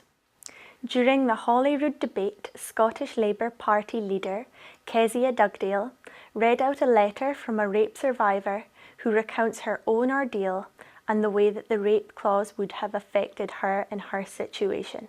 But here is someone who is brave. I have a letter from a woman who wrote to me to tell her story about a rape and how this barbaric policy would have affected her. I have her permission to read it in full, and I have only removed references to the child's gender and the child's age. The Tories may not want to listen to me, but they surely cannot ignore her. This is what she had to say. 4 years ago, one of my closest friends, someone I trusted, raped me. It happened once. I used emergency contraception, but still fell pregnant. For lots of reasons, I decided I couldn't terminate the pregnancy and went on to have a baby. The speculation about the father was awful. I accepted that I would be labelled sexually promiscuous as a result. I was prepared for that. I expected and received horrendous treatment from my husband's family. I was prepared for that. I was prepared for the financial hardship, having just been made redundant. I was as prepared as I could be for life as a single parent. What I wasn't prepared for was the impact the labelling would have on my 3 existing children, born into wedlock and brought up in a stable family home. I wasn't prepared for the shame that I would feel. I wasn't prepared for the fear of anyone finding out and refusing to believe me. I wasn't prepared for the feeling that suicide was the only way out. I certainly wasn't prepared for the amount of hatred and resentment that I would feel for my own child. Years on, I have a happy, healthy child. They are worshipped, not just by me, but my extended family, and even better, my husband, a brave and loving man. My child doesn't know where they came from, and if I have anything to do with it, they never will. Nobody knows, aside from me, my husband, and the mental health nurse who helped me through this living hell. Though far from perfect, and with challenges of its own, I hope the secrecy will give them the chance to live as close to a normal life as possible. There have been so many pleas to take legal action or to widen the circle of trust to allow those who love me to provide support during the difficult times. But this is a risk I could never take. My need to protect my children from the truth came above all other considerations. The wider the circle of midwives, consultants, family, the less chance I had of protecting myself and my children from the permanent and damaging stigma attached to rape. I claimed tax credits from birth to 11 months old, the hand up I needed when I was at my most vulnerable to allow me to restabilise my family. Tax credits kept our heads above water, a buffer between us and the food bank. For that, I am eternally grateful.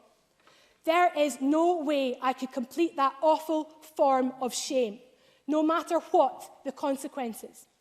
Looking back, that really could have been the thing that tipped me completely over the edge, the difference between surviving to tell the tale or not. That is the reality of the Tory rape clause, or the awful form of shame, as she puts it.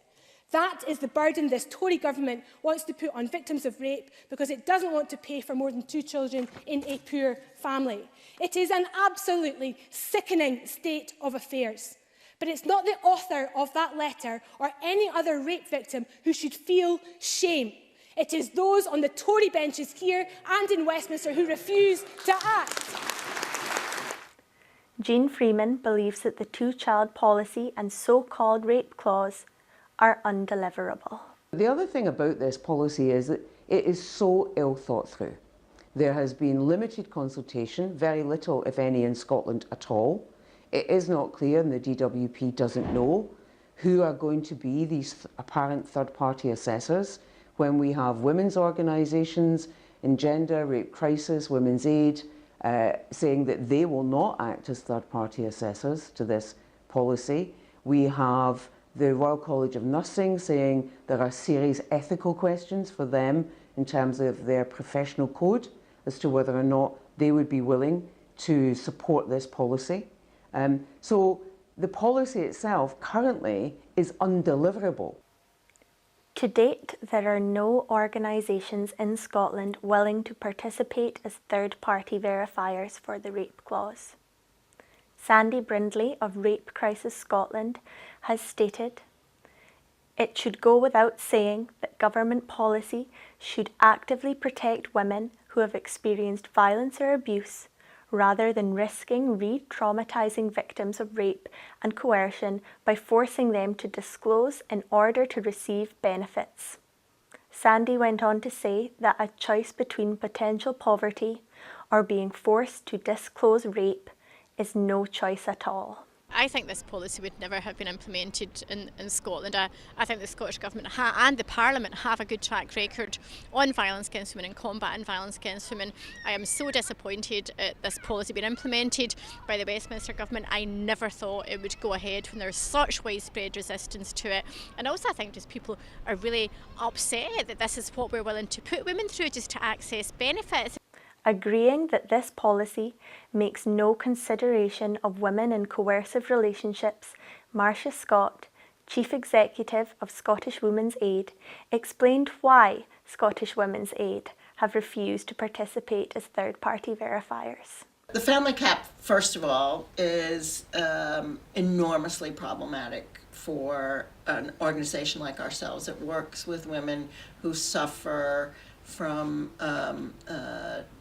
a lack of time, of poverty, of safety, and then to have a policy that goes in that's going to absolutely push more women and children into poverty, when we know that probably the single biggest reason that women struggle to get out of domestic abuse is because they need to find a way to pay for their legal services, to pay their rent, to put food on the table for their kids. So that whole context for us is also now the state's controlling one more aspect, just like men control women in the context of domestic abuse and children. So that's the background, obviously, to the whole notion of a family cap, which of course there's no evidence to support does what the officials think it's going to do. But then when you layer over top of that, which was what was clearly a policy, I think, response, a sort of knee-jerk response to, oh, somebody's going to criticize this family cap by saying, what about women who've been raped? And then they developed this policy, that the rape clause exemption, which is so fundamentally at odds with the dynamics of rape and sexual assault and domestic abuse and a social security system that's supposed to be helping women and children rather than victimizing them. So to be honest, we were gobsmacked at the beginning, and then the underhandedness of the way the policy was not debated in Westminster, the guidance around the family cap and and the rape clause came out at midnight on the night that Donald Trump was inaugurated. It's just a whole series of policy decisions made by people who clearly don't understand women and children's experiences of rape and sexual assault and domestic abuse, and when they were told that they obviously didn't care. It's not the form itself, it's the act of asking somebody to disclose, of forcing somebody to disclose, of forcing somebody to name when they're not willing to name their child, to name what's happened to them, to an official who's potentially had absolutely no training in how to respond to it. The act of rape and domestic abuse is all about taking control away from women. It's all about restricting their choices. And here is a policy that just takes that lack of control and forces it once again onto somebody who's really desperately trying to get control back. The two-child policy is widely viewed as a policy from another century, and it has been condemned as an attack on women's rights. I think it's a direct violation of the human rights of women and children, and ultimately incredible hypocrisy on the part of an administration that with one hand says they oppose violence against women and indeed actually supported the move to ratify the Istanbul Convention, which is a fabulous piece of policy on violence against women, on, believe it or not, on the same day. So that Istanbul Convention bill had its third reading in the Lords on the same day that the rape clause and Social Security family cap policy went into effect. And so this is absolutely hypocrisy to say that we're opposed to violence against women on one hand, while we're essentially practicing violence against women and children on the other. One of the great disadvantages and worrying aspects of the policy is, aside from the immediate harm and damage it will do to women, particularly women who have already been traumatised by rape, and to any child that is born as a consequence of that rape, who will be named in the policy and is required to be named, aside from the damage that it will do to those women and those children, the cap itself damages families and children. But in addition, in its complete misunderstanding of the importance of women's rights and children's rights, it rolls us back decades. This is a fundamental attack on some of the advances that we've achieved as women, as feminists, over decades. And we cannot allow to have that limited progress rolled back by a Tory government or by any government. And the apologists for it here in Scotland really should be fundamentally ashamed of themselves. There is special concern in Northern Ireland, where the law requires that anyone with knowledge of a crime having been committed must report it to the police. This has necessitated a special form to be used in Northern Ireland with a prominent warning that the third-party verifier would be required to report a rape to the police.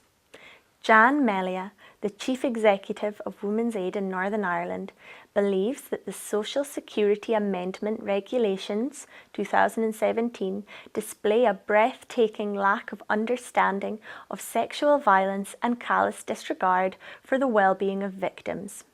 As she goes on to express that it will force women, the victims of rape, to choose between poverty and stigmatising their child as a rape child. Dr. Marcia Scott explains how this threat of police involvement puts women and children in even greater danger of social and economic disadvantages. To require that women who would be claiming this exemption under the context of non-consensual conception would not be living with their perpetrator completely flies in the face of everything that we know about the fact that that women are in more danger of being murdered, and their children also, in the context of trying to leave a relationship. So even better set of choices for women. So you get to declare that your child was conceived in rape, but in order to do so, in order to feed that child, you have to leave the perpetrator and put yourself and that child at even more risk. So it's a Sophie's choice, and it's just another clear example of the distance between reality and competence in the writing of this policy and the outcome that it's likely to deliver for women and children. Despite the last Conservative government claiming that the family cap was a fair measure intended to cut the welfare bill, the two-child policy and consequent rape clause have been roundly condemned by opponents as an unnecessary measure which will result in an increase in child poverty and put women and children at greater risk of being trapped in abusive, coercive relationships. According to experts who specialise in domestic abuse, the rape clause is simply undeliverable, as they believe no woman will subject herself to the application process. Now, every time we raise these sorts of issues in the House of Commons, the answer we get from the Prime Minister is that it was the Conservative Party that gave the UK their first female Prime Minister, that it was the Conservative Party that gave the UK the second female Prime Minister. Well, let me say very clearly, as a woman, your gender doesn't matter a jot if you use it to kick away the ladder for other women.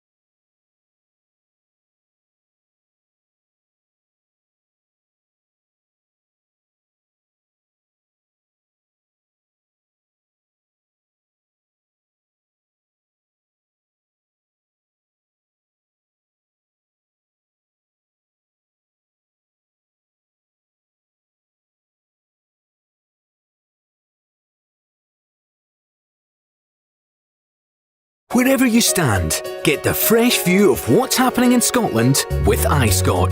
Celebrate everything about our country with intelligent, in-depth insight from lifestyle, culture to puzzles, and all the opinions you'll need. Whether it's digital or by post, subscribe now to iScot.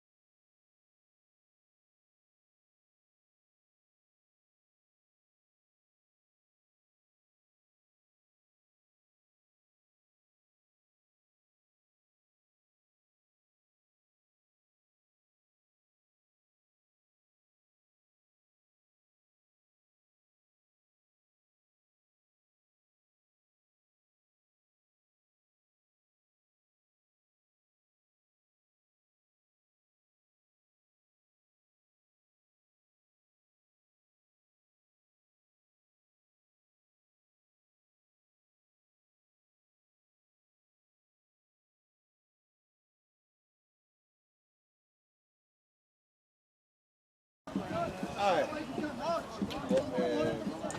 Mike's and Loz is stealing a bit.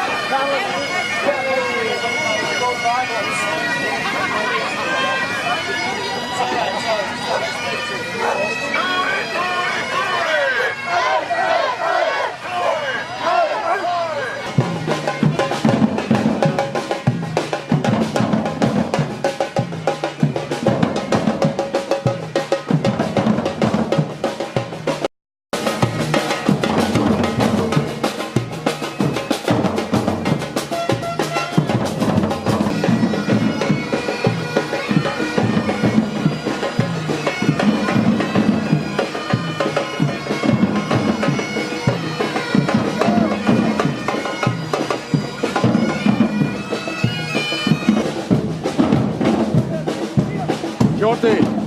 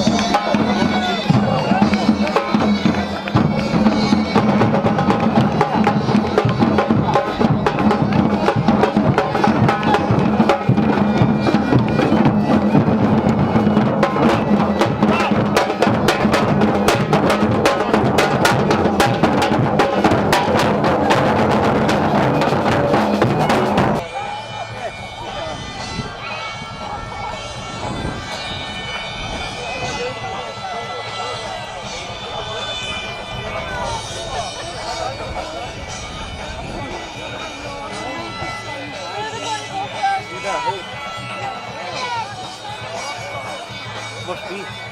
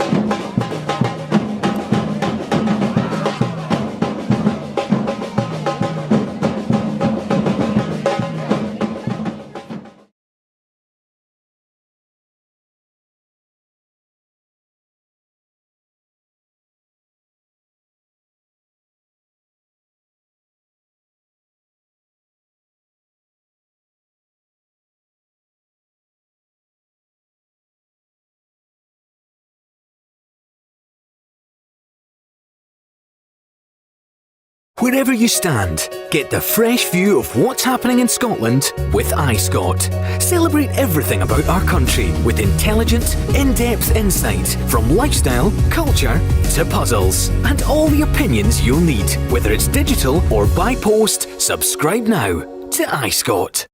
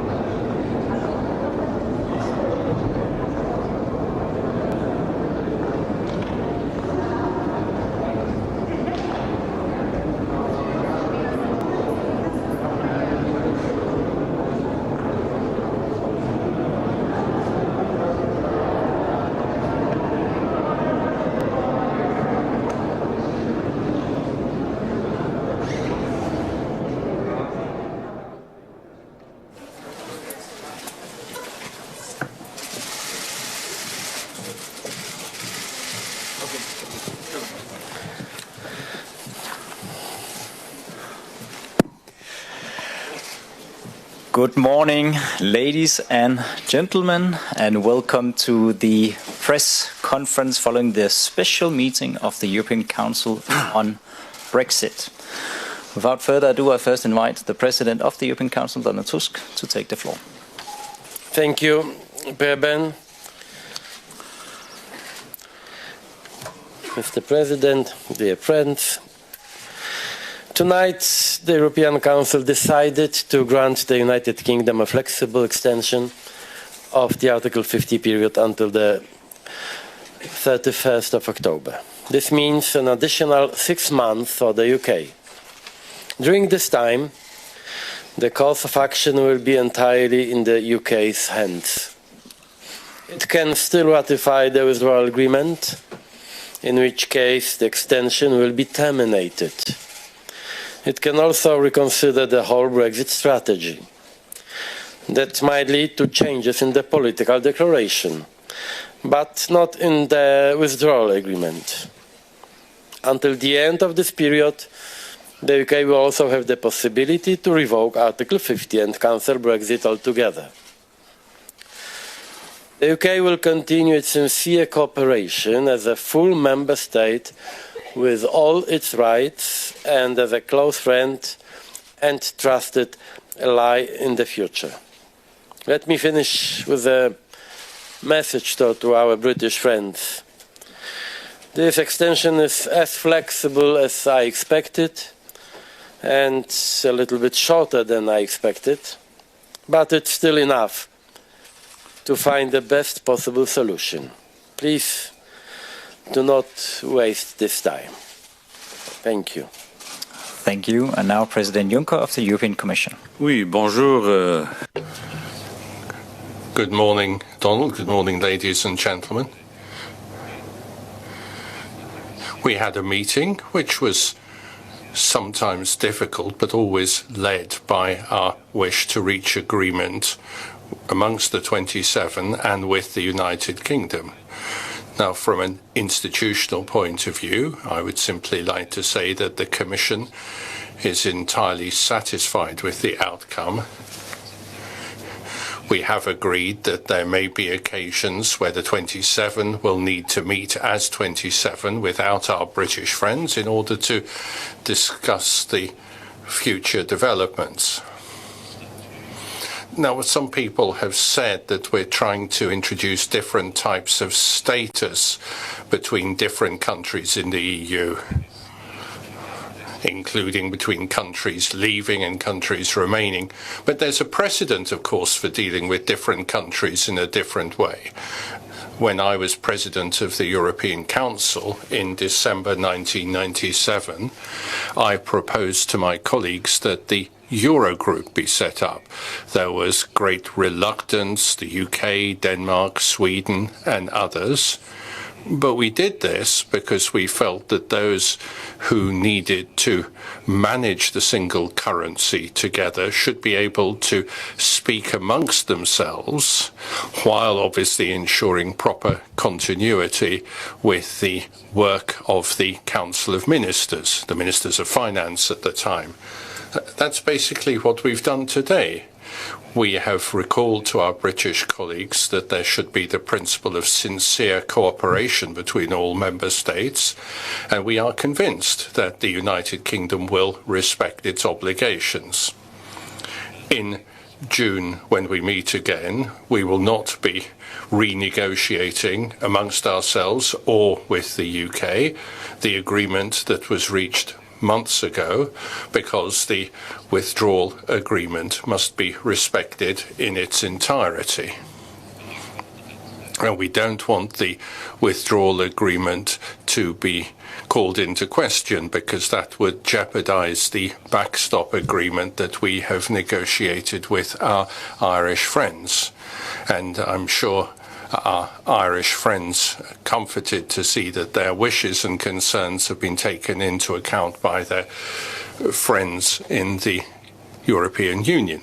So there will probably be a European election in the United Kingdom. That may seem a bit odd, but rules are rules, and we must respect European law, and then we will see what happens. I do rather regret the fact that we only talk about Brexit. I read the European press this morning. Brexit, Brexit, Brexit. But President Tusk and I reached an agreement that no one expected with China, and yet there was hardly anything about that in the international press. Well, Le Soir, of course, gave a detailed report. I mean, they did. It's true. After all, Le Soir reports well on things. The Neue Zürcher Zeitung.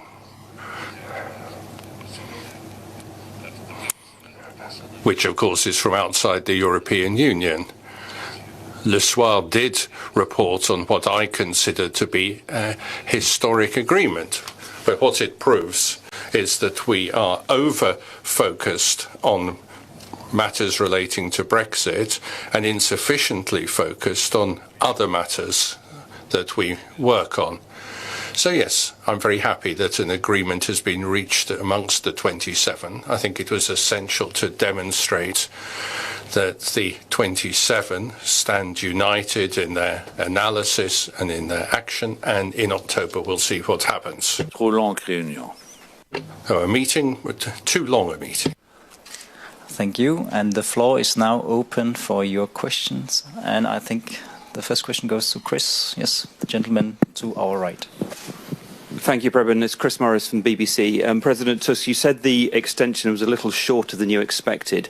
Isn't it, from your perspective, in some ways the worst of both worlds, not short enough to really put on the pressure in the UK Parliament to get a deal passed quickly, but not long enough to allow you to set aside Brexit to focus on other things for any useful period of time?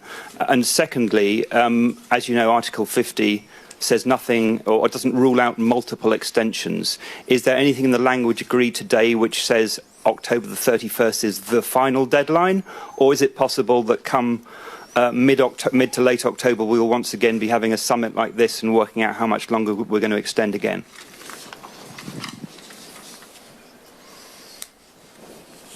I think it's always better to have a piece of something than all of nothing, and which means that in 6 months, more than 6 months and almost 3 weeks, it could be enough for a good solution if there's goodwill and majority for some solutions in London, of course, and in the House of Commons. Generally, I'm satisfied because it's As you know, not only today's discussion, but also our preparations showed that this idea of flexible extension was not so obvious for some of our partners, and this is why I think we have to be maybe not happy but satisfied by this solution.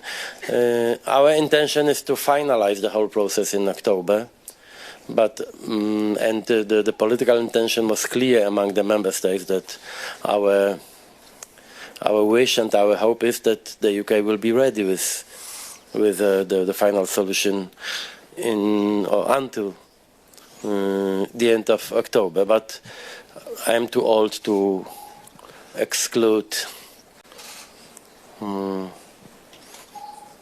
another scenario. I think it's still everything is possible. And the second question was. It's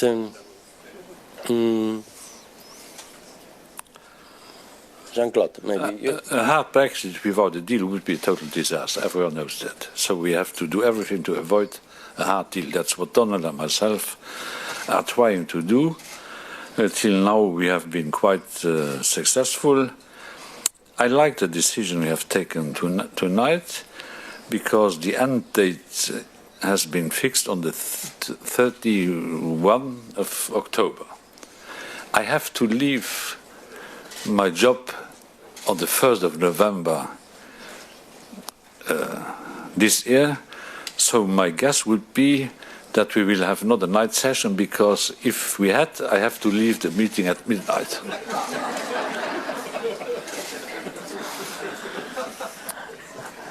Thank you. And I think, yes, the gentleman to our left was next.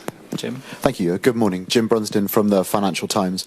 If October is now the deadline, and if, as you have said, President Tusk, the course of affairs is now fully in the UK's hands between now and then, what is the point of this review that's been discussed for June? Why are we having this, and what can take place on that occasion if everything is now in London's hands? It must be clear.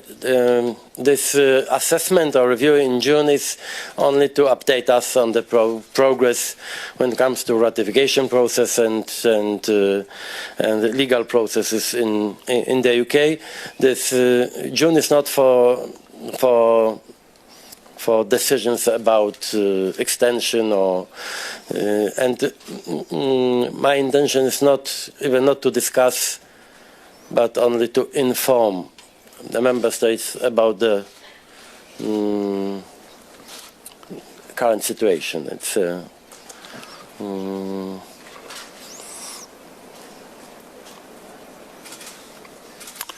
in June, we are taking stock of what has happened from now to then. It's not a negotiation session. It's not another cliff edge we would insert in the normal program, as far as our programs are normal. They are not, but we don't have the intention to negotiate in June. The real moment, the vital moment of decision is October. In June we are taking stock, preparing the meeting we'll have later on in October. Yeah. June is not a cliff edge or a moment to take new decisions. It must be clear. Thank you, and we'll take one last question. Yes, the gentleman here in the middle.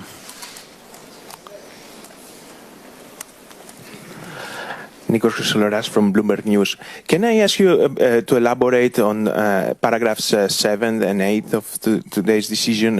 What do you expect from the UK? What do you mean by sincere cooperation? Do you expect the UK to not participate, for example, in the votes for high-level appointments in June?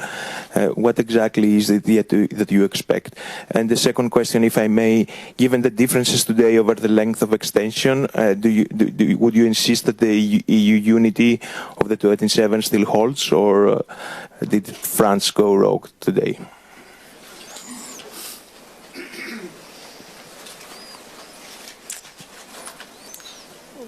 sincere cooperation means sincere cooperation, and we have only good experiences with Theresa May's government when it comes to their loyalty to our rules and principles here in Brussels.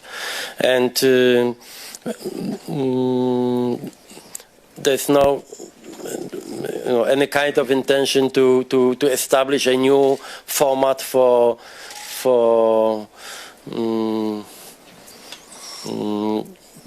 member state under Article 50, and of course the United Kingdom is and will remain during the whole process a full member of the European Union, no doubt, with all the obligations, but also with all the rights, and especially with voting rights, no doubt.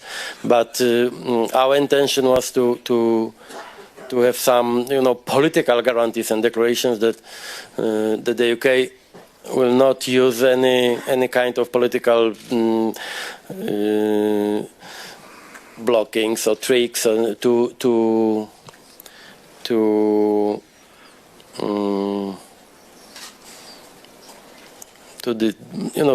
be destructive or to stop our work, or to use this possibility as a political instrument to impose something. And I think I really trust what Theresa May declared today, and I have no doubts that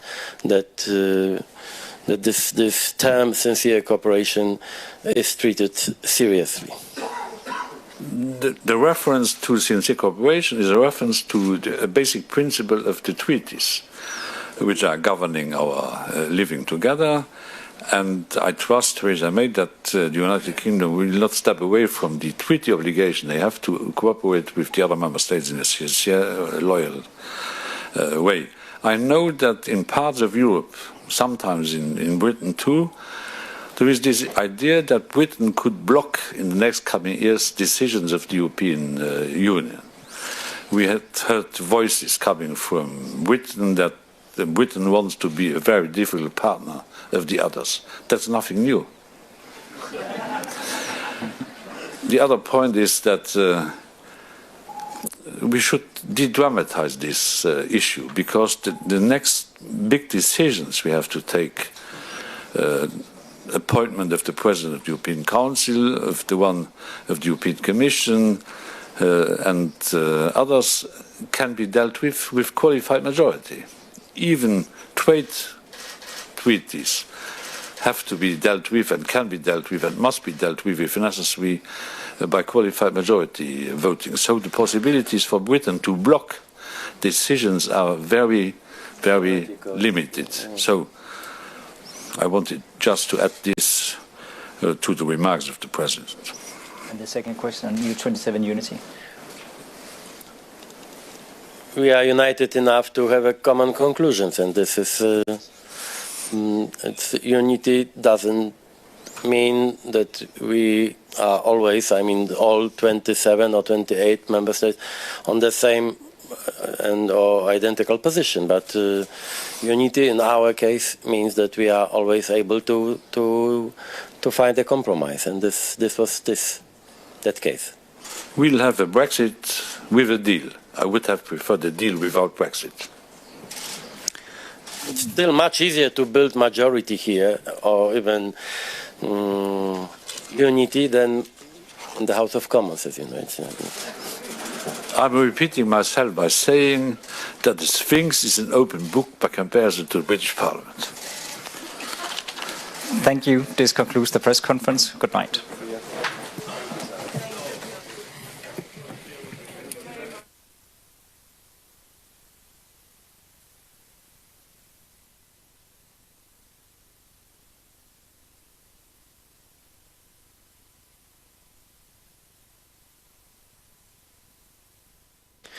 That might lead to changes in the political declaration, but not in the withdrawal agreement. Until the end of this period, the UK will message to our British friends. This extension is as flexible as I expect to find the best possible solution. Please do not waste this time. que de temps à autre, les 27 devraient pouvoir avoir des réunions à 27 et le futur cours des choses.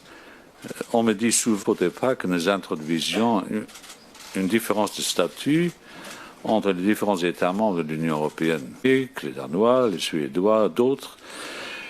Mais nous...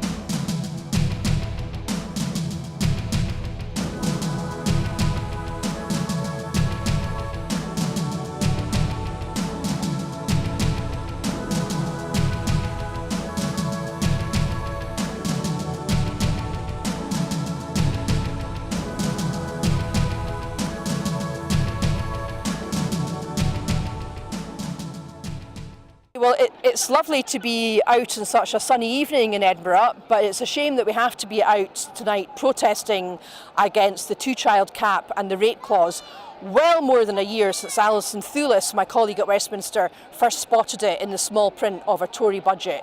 Very glad to see such a huge demonstration today and so many people still coming along 1 year after the rape clause came into force to show their opposition to this vile and despicable policy. The UK government have never been able to justify this policy, and we saw that this week with Esther McVeigh's pathetic attempts to say that the rape clause was somehow double support for women and that gives them some kind of chance to talk about the most appalling and disturbing experience of their life.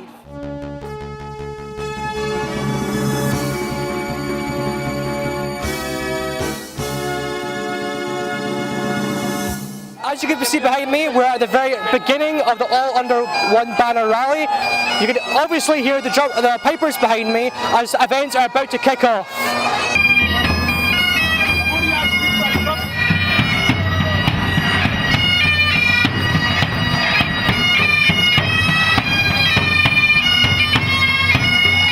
It's time to aim high, look resolutely outwards, and never, ever accept second best. Above all, it's time to believe that we can. We can build that better country we know is possible. And friends... C'est de ne pas entraver le bon fonctionnement de l'Union européenne et ne pas avoir un processus qui viendrait en quelque sorte nous bloquer dans des décisions à venir, qui engage dans des décisions à venir. La troisième, c'est la clarté du choix. Alors, il y avait des sensibilités différentes.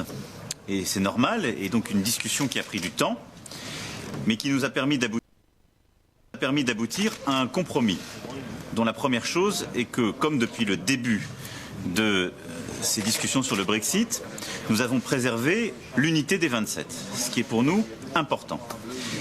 Ensuite, nous avons décidé d'accorder une extension jusqu'au 31 octobre. Pourquoi le 31 octobre ?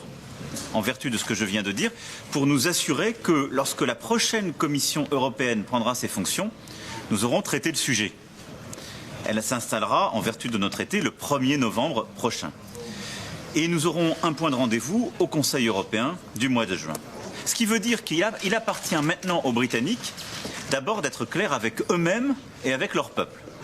Est-ce que les Britanniques veulent organiser des élections européennes? Ça a un caractère un peu baroque d'aller expliquer 3 ans après un vote qui consiste à dire on veut quitter l'Europe, on va participer aux européennes. C'est une décision qui leur appartient.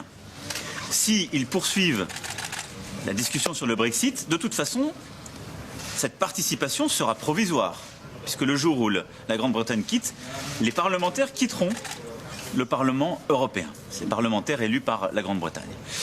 Mais ça nous permet à nous de nous assurer qu'après le 31 octobre, nous aurons réglé ce sujet. Alors au 31 octobre, quelles sont les options possibles? Soit les Britanniques auront, et Theresa May nous a dit ce soir que son souhait était de le faire le plus vite possible, eh bien ratifier l'accord de retrait discuté et agréé avec les Européens, et dans ces cas-là, ils quitteront le plus vite possible. Et dans cette option-là même, peut-être les Britanniques n'auront-ils pas organisé des élections européennes? Il y a une deuxième option qui est que les Britanniques abandonnent d'eux-mêmes ce processus et retirent l'article 50. Il y a une troisième option dans laquelle nous constatons qu'il y a une impasse et nous allons vers un no deal.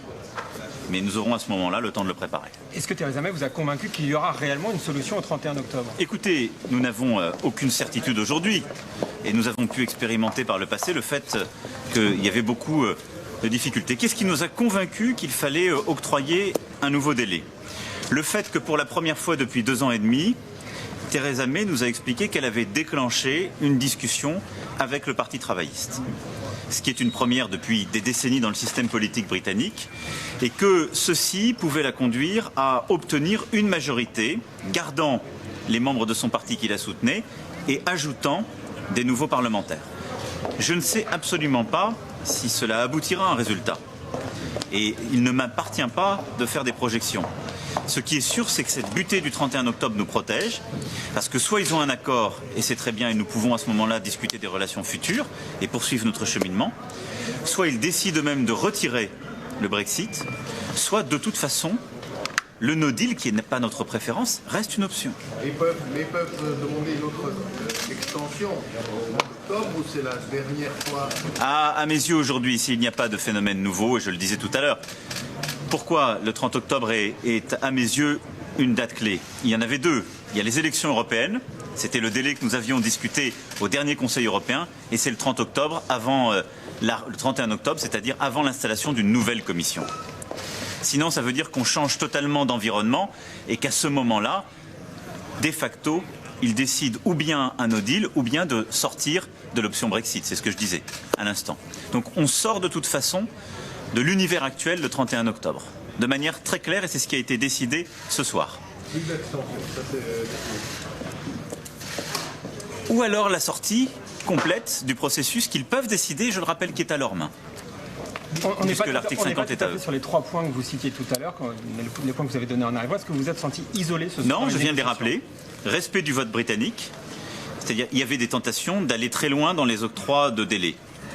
À mes yeux, ça n'était pas respecter le vote des Britanniques, mais plutôt les enfermer dans l'adhésion.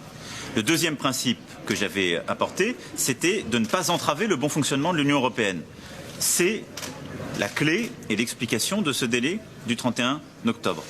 Les institutions qui seront installées pour le prochain mandat commencent le 1er novembre. C'est pour ça que nous avons mis cette butée, et que pour ma part, je n'ai pas accepté des délais très longs qui conduisaient soit à la fin d'année, soit au mois de mars prochain. Et la clarté du choix, c'est celle que nous demandons à Theresa May dès avant les élections européennes, et on a rediscuté de ce point. Elle nous a dit très clairement que son souhait était d'obtenir un deal avant ces élections européennes, mais il y aura une clause de rendez-vous en juin, et de toute façon un délai qui n'est octroyé que jusqu'en octobre. En coulisses, certains vous ont dit isolé ce soir. De toute façon, la décision ne se prend qu'à l'unanimité, mais j'assume ce rôle de clarté. Je l'assume avec beaucoup d'amitié à l'égard des Britanniques, à la fois du gouvernement et du peuple britannique. Mais je pense que c'est aussi le rôle de la France dans ces moments-là d'essayer de tenir ses principes. Et donc c'est vrai que la position majoritaire était plutôt de donner une extension très longue. Mais à mes yeux, ça n'était pas logique. Et surtout, ça n'était ni bon pour nous. Une extension longue aurait donné le sentiment que, entre nous, on pouvait décider de ne pas tenir compte du vote fait il y a maintenant près de 3 ans par le peuple britannique. Et nous aurions décidé d'affaiblir nos institutions. C'est-à-dire, de facto, de rentrer dans un système où il peut y avoir une espèce de membre qui est là en permanence alors même qu'il veut sortir. Et donc j'assume en effet ce rôle, mais je pense que c'est pour le bien collectif. Monsieur le Président, quelles sont les garanties en fait, que j'ai du mal à comprendre quant à l'organisation d'une décision ferme sur l'organisation des élections européennes et l'autre principe de coopération loyale? Où est-ce qu'on en est? Alors, il y a deux choses. D'abord, les élections européennes, c'est dans la main des Britanniques. Et là-dessus, la seule solution, c'était sinon d'acter aujourd'hui un retrait. D'aujourd'hui. Parce que pour qu'il n'y ait pas de menace juridique sur nos propres élections, nul ne veut courir le risque d'avoir même techniquement un processus de sortie qui irait jusqu'en juin, alors que les élections se tiennent à la fin du mois de mai. Donc c'est une décision qui appartient encore aujourd'hui politiquement et techniquement aux Britanniques, qui peuvent encore décider de ne pas organiser leurs élections européennes, ce qui de facto les ferait sortir. Et il y a d'ailleurs des débats politiques qui se jouent en ce moment même en Grande-Bretagne. Il ne nous appartient pas à nous de dire qu'on leur interdit. Je souligne l'incohérence d'un tel choix pour ma part, mais c'est leur décision. Une fois qu'on a dit ça, de toute façon, c'est une décision où ils ont en quelque sorte deux options. Soit ils disent, nous restons dans la perspective d'un Brexit, et de manière relativement rapide, nous sommes amenés à sortir, et donc c'est une élection très temporaire. Je vous laisse apprécier le caractère quand même délicat de convoquer des millions de gens à une élection pour expliquer que c'est que pour quelques semaines, passons. Ou bien ils disent, on reste durablement, on retire l'article 50, c'est un choix politique qui est le leur. Donc ça n'est pas à nous de le clarifier. Par contre, les garanties de bon fonctionnement que nous avons défendus et obtenus sont de deux ordres.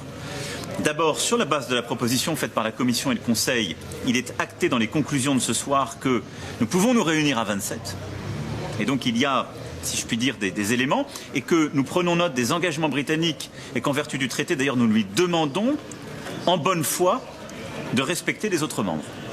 Et donc de ne pas entraver les décisions sur notre futur. Donc ça, c'est les garanties procédurales qui avaient été négociées par la Commission et le Conseil. À mes yeux, elles sont tout à fait précieuses, mais elles ne sont pas suffisantes. C'est pour ça que j'ai tenu à ce que nous ayons ce délai du 31 octobre. Entre le mois de juin et le mois d'octobre, il n'y a pas de Conseil européen, donc ça ne nous bloque pas beaucoup. Nous aurons les élections à la fin du mois de mai, un Conseil qui se tient le 20 et 21 juin, et le Conseil d'octobre,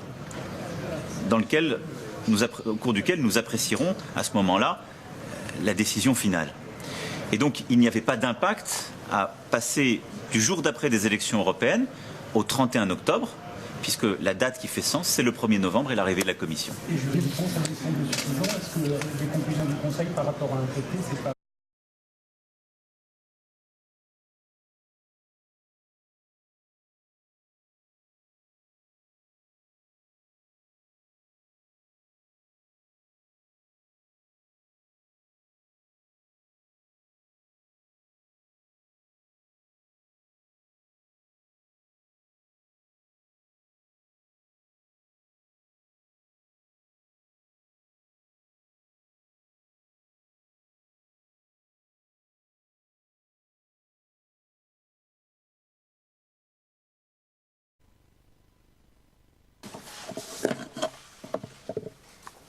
Good morning, everybody. I've just met with Donald Tusk, the President of the European Council, where I agreed an extension to the Brexit process to the end of October at the latest. I continue to believe we need to leave the EU with a deal as soon as possible. And vitally, the EU have agreed that the extension can be terminated when the withdrawal agreement has been ratified, which was my key request of my fellow leaders. For example, this means that if we're able to pass a deal in the first 3 weeks of May, we will not have to take part in European elections and will officially leave the EU on Saturday, the 1st of June. During the course of the extension, the European Council is clear that the UK will continue to hold full membership rights as well as its obligations. As I said in the room tonight, there is only a single tier of EU membership with no conditionality attached beyond existing treaty obligations. Let me conclude by saying this. I know that there is huge frustration from many people that I had to request this extension. The UK should have left the EU by now, and I sincerely regret the fact that I have not yet been able to persuade Parliament to approve a deal which would allow the UK to leave in a smooth and orderly way. But the choices we now face are stark and the timetable is clear. So we must now press on at pace with our efforts to reach a consensus on a deal that is in the national interest. Tomorrow I will be making a statement to the House of Commons. Further talks will also take place between the government and the opposition to seek a way forward. I do not pretend that the next few weeks will be easy or there is a simple way to break the deadlock in Parliament. But we have a duty as politicians to find a way to fulfil the democratic decision of the referendum, deliver Brexit and move our country forward. Nothing is more pressing or more vital. I'll take a few questions, Laura. Thank you, Prime Minister. BBC News. You said just a few days ago, as Prime Minister, I could not consider a delay further beyond the 30th of June, except that is exactly what you have agreed here in the early hours. You know many people are going to be very furious about another pause to Brexit, but why should people consider that you are still the person to preside over this? Well, look, what we have agreed tonight means that we can actually leave the European Union before the 30th of June. What we need is to ensure that we have an agreement in Parliament, that we can get through and get the necessary legislation ratified to enable us to leave. I want us to leave the EU with a deal, so it's an orderly exit, as soon as possible. This decision enables us to do that. Beth. Thank you. Beth Rigby, Sky News. Prime Minister, yesterday 177 of your party refused to support your extension plan when it ran to June the 30th, let alone October the 31st. How can you still in good conscience remain the leader of the Conservative Party after agreeing this extension tonight? What I'm working to do is to ensure that as a government, a Conservative Party in government, we deliver on the result of the referendum, that we deliver Brexit for the people of the United Kingdom. What this extension enables us to do is to go through the process that we've set up, to enable Parliament to come to a majority opinion on the way forward so that we can get that deal ratified and leave the European Union. And I want to do that as soon as possible. If we're able to do that before the 22nd of May, then we don't have to hold those European parliamentary elections. Anybody else? Jason? Thanks. Jason Ghost from the Daily Mail. Prime Minister, I mean, you talk about us being able to leave before the 30th of June. We could have left in 48 hours. You promised we were going to leave in March. You promised we were going to leave in April. Now you're saying we might leave by Halloween. I mean, don't you feel you owe the country an apology? Over the last 3 months, I have voted 3 times to leave the European Union. If sufficient members of Parliament had voted with me in January, we would already be out of the European Union. We haven't been able to get that majority in Parliament. As you know, I have now been reaching out to find a way in which we can get an agreement that will command a majority across the House of Commons to ensure that we can put the legislation through, we can ratify the withdrawal agreement, have the withdrawal agreement bill through the House of Commons and the House of Lords so that we can ratify this agreement and leave the European Union. I want to do that as soon as possible. That's what I'm going to continue to work for. George.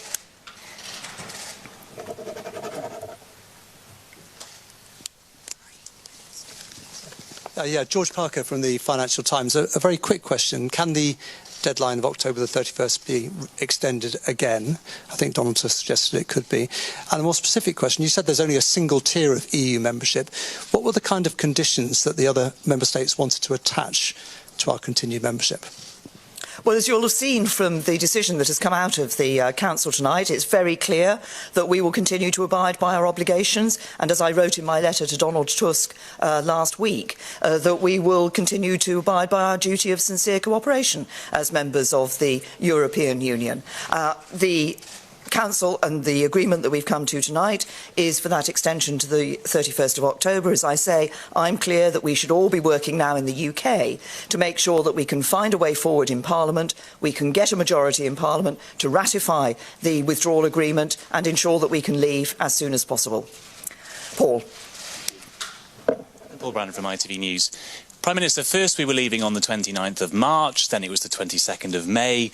Now it could be Halloween. Do you think your party back home will consider this a trick or a treat? What I say is that we could have left on the 29th of March. We could be out of the European Union now if Parliament had agreed that had a majority in Parliament to agree that withdrawal agreement. I had hoped that Parliament would agree to ratify the withdrawal agreement such that we could have left on the 22nd of May.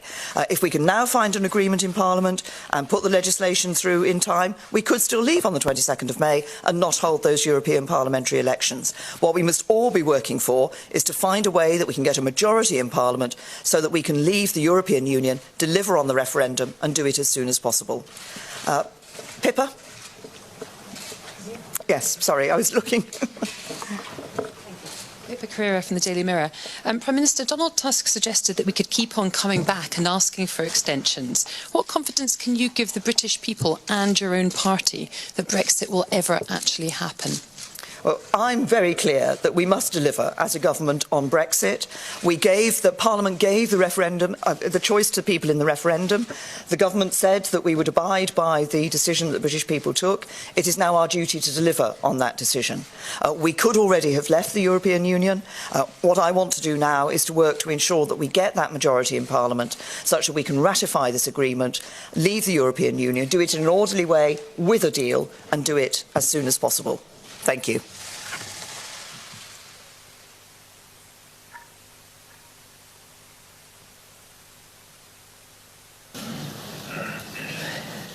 Ja, guten Morgen. Wir haben unseren Sondereuropäischen Rat beendet und haben uns natürlich mit der Frage des Austritts Großbritanniens befasst. Wir sind zu einer einvernehmlichen Lösung gekommen. Die britische Premierministerin hatte um einen Aufschub des Austrittsdatums für den 30. Juni gebeten.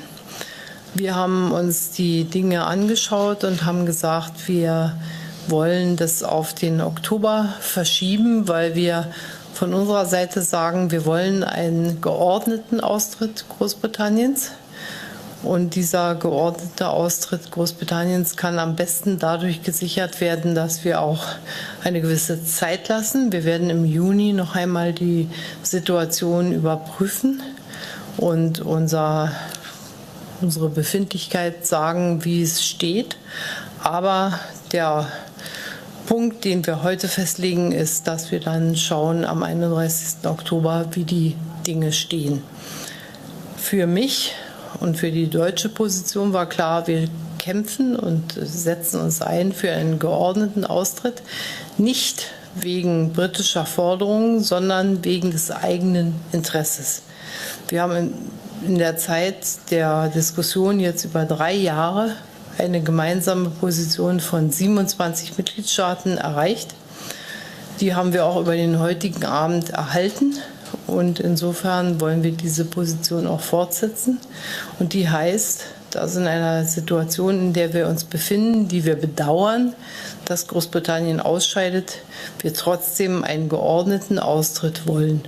Und angesichts der vielen Probleme auf der Welt, die bestehen, bedeutet es für uns auch sehr viel, das ist heute Abend diskutiert worden, dass ganz besonders wir als Europäer zeigen, dass wenn es eine solche schwierige Entscheidung eines Austritts eines Mitgliedstaates gibt, wir auch einen geordneten Austritt hinbekommen und nicht sozusagen darauf verzichten.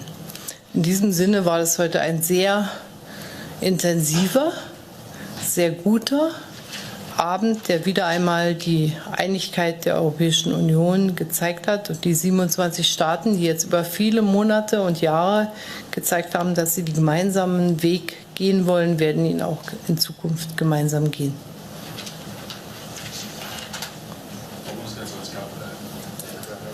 Markus Preis von der ARD. Frau Bundeskanzlerin, es gab im Vorfeld auch Bedenken von einigen Ländern, sage ich es mal so, die sich Sorgen darüber gemacht haben, dass Großbritannien die EU blockieren könnte, sabotieren könnte. Wie, wenn Sie gesagt haben, wir haben die Einigkeit hergestellt, wie sind Sie diesen Bedenken begegnet und was haben Sie da für Vorkehrungen getroffen? Danke. Ja, die britische Premierministerin hat heute ganz klar gesagt, dass sie weiter die Rechte und Pflichten der Europäischen Union akzeptieren werden, solange sie Mitglied sind.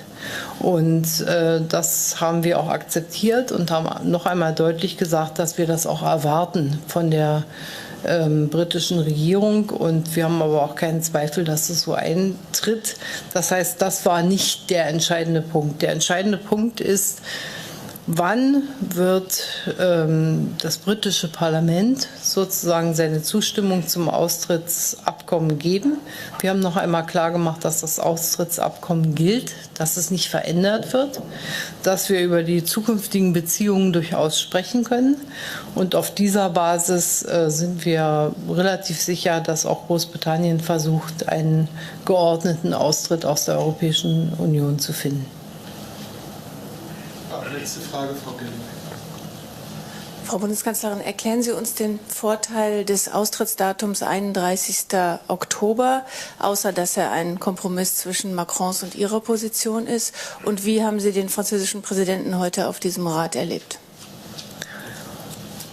Also wir haben ja sehr ergebnisoffen über die Frage gesprochen, wann ist der richtige Punkt, wo wir wieder einen Punkt finden, wo wir sagen, wir fragen uns, wann kann Großbritannien vielleicht diesen Austritt auch liefern. Und da, glaube ich, ist es gut, jetzt von unserer Seite keinen Druck zu machen. Wir haben klare Forderungen. Die Institutionen der Europäischen Union müssen funktionieren. Wir müssen klare Möglichkeiten haben, dass das Austrittsabkommen auch wirklich eingehalten wird. Und dann kommt es auf den Tag aus unserer Sicht auch nicht an. Und wir haben einen Junirat, wir haben einen Oktoberrat und wir haben uns jetzt darauf verständigt, dass wir auf dem Oktoberrat dann Bilanz ziehen und schauen, wie die Sache steht. Ich glaube, um gerade auch den britischen Entscheidungsmöglichkeiten mehr Raum zu geben, ist es eine gute Entscheidung, die wir heute getroffen haben. Wir haben intensiv miteinander diskutiert, genauso wie beim letzten Mal. Und ich glaube, wir haben auch beim letzten Mal eine weise Entscheidung getroffen. Das hat sich heute gezeigt. Großbritannien ist bereit, die Vorbereitungen für die Teilnahme an der Europawahl zu treffen, wenn sie kein Austrittsabkommen bis zum 22. Mai haben. Und diesmal haben wir ganz klar gesagt, am 31. Oktober werden wir wieder neu über diese Situation beraten. Danke. Guten Abend. Goedenacht. We zijn vanavond begonnen met de toelichting van Theresa May, zoals gepland, de Britse premier. Nou goed, u kent allemaal de feiten. Ze heeft gevraagd om uitstel van Brexit tot 30 juni. Zij heeft nog eens een keer vanavond uitgelegd waarom zij dat uitstel nodig acht om tot een akkoord te kunnen komen. En ook wat haar plannen daarvoor zijn. Ook de nieuwe feiten toegelicht sinds de vorige Europese Raad. In het bijzonder natuurlijk de gesprekken die nu gevoerd worden met de Labour-partij. Daarna zijn we met z'n 27 daarover door gaan praten. En daarbij stonden voor Nederland, maar toch eigenlijk over heel veel lidstaten, een paar dingen voorop. In de eerste plaats dat we zo snel mogelijk af willen van deze discussie. Dus dat we willen dat dat terugtrekkingsakkoord, de withdrawal agreement, dat die zo snel mogelijk getekend wordt. Dat is heel belangrijk. Ten tweede dat we natuurlijk allemaal, als we dat kunnen bereiken, een ongeregelde Brexit, een no-deal Brexit willen voorkomen. Maar ook dat we moeten zorgen dat de Unie goed blijft functioneren. Wat we moeten voorkomen natuurlijk is dat door de aanwezigheid van een lidstaat in een Unie die doorgaat, maar een lidstaat die eruit gaat, dat dat niet betekent dat het functioneren van de Unie de komende tijd in de problemen komt. Nou, in dat kader is het goed dat we nu tot een gezamenlijk besluit zijn gekomen. Daarmee hebben we een cliff edge over 2 dagen. Dat zou vrijdag zijn. Het is vandaag 10 april, vrijdag 12 april. Nou, inmiddels is het trouwens 11 april. Maar goed, die cliff edge die hebben we dus kunnen afwenden. Waarom nou dat uitstel verder dan 30 juni? Omdat velen aan tafel de analyse maakten dat gegeven waar het nu staat in de discussie in Engeland en de ervaringen in het afgelopen half jaar, het niet waarschijnlijk is dat het gaat lukken op 30 juni. Lukt het wel eerder dan die uitsteldatum van 31 oktober, dan kunnen we eerder afscheid nemen. Maar dit geeft gewoon net even wat meer ruimte om ervoor te zorgen dat je niet ook in juni weer een crisisvergadering moet hebben. Uiteraard weet u dat er ook wel plannen waren om nog wat langer te verlengen. Ook dat is natuurlijk bekend, maar uiteindelijk moeten er ook compromissen worden gevonden.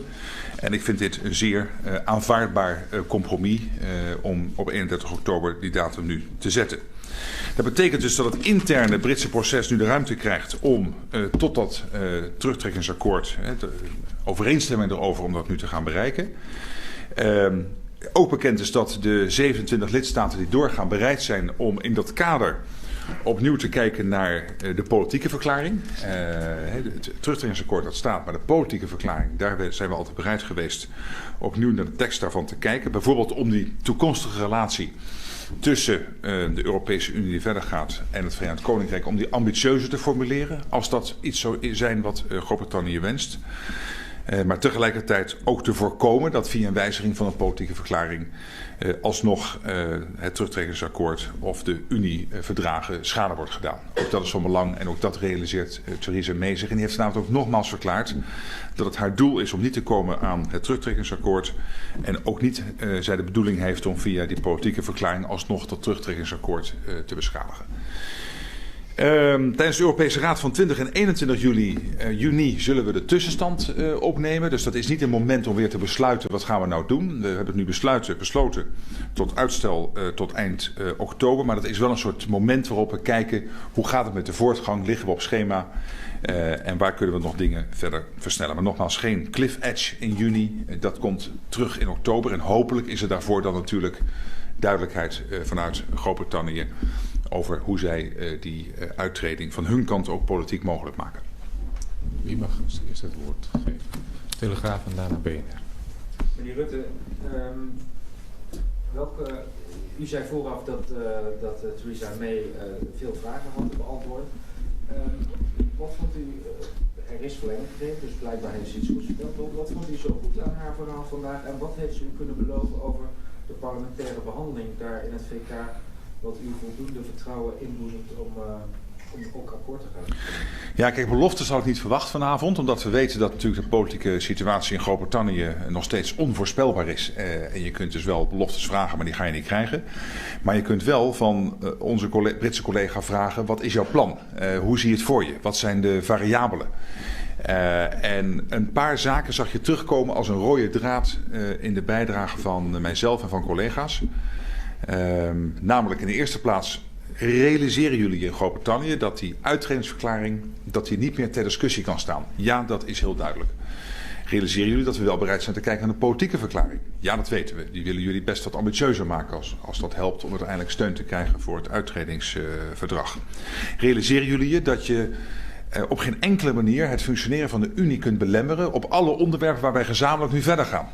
Denk aan de nieuwe strategische agenda voor de komende 5 jaar. Denk aan de begroting voor de komende 5 jaar. Denk aan de benoeming van voorzitters van Commissie en Europese Raad.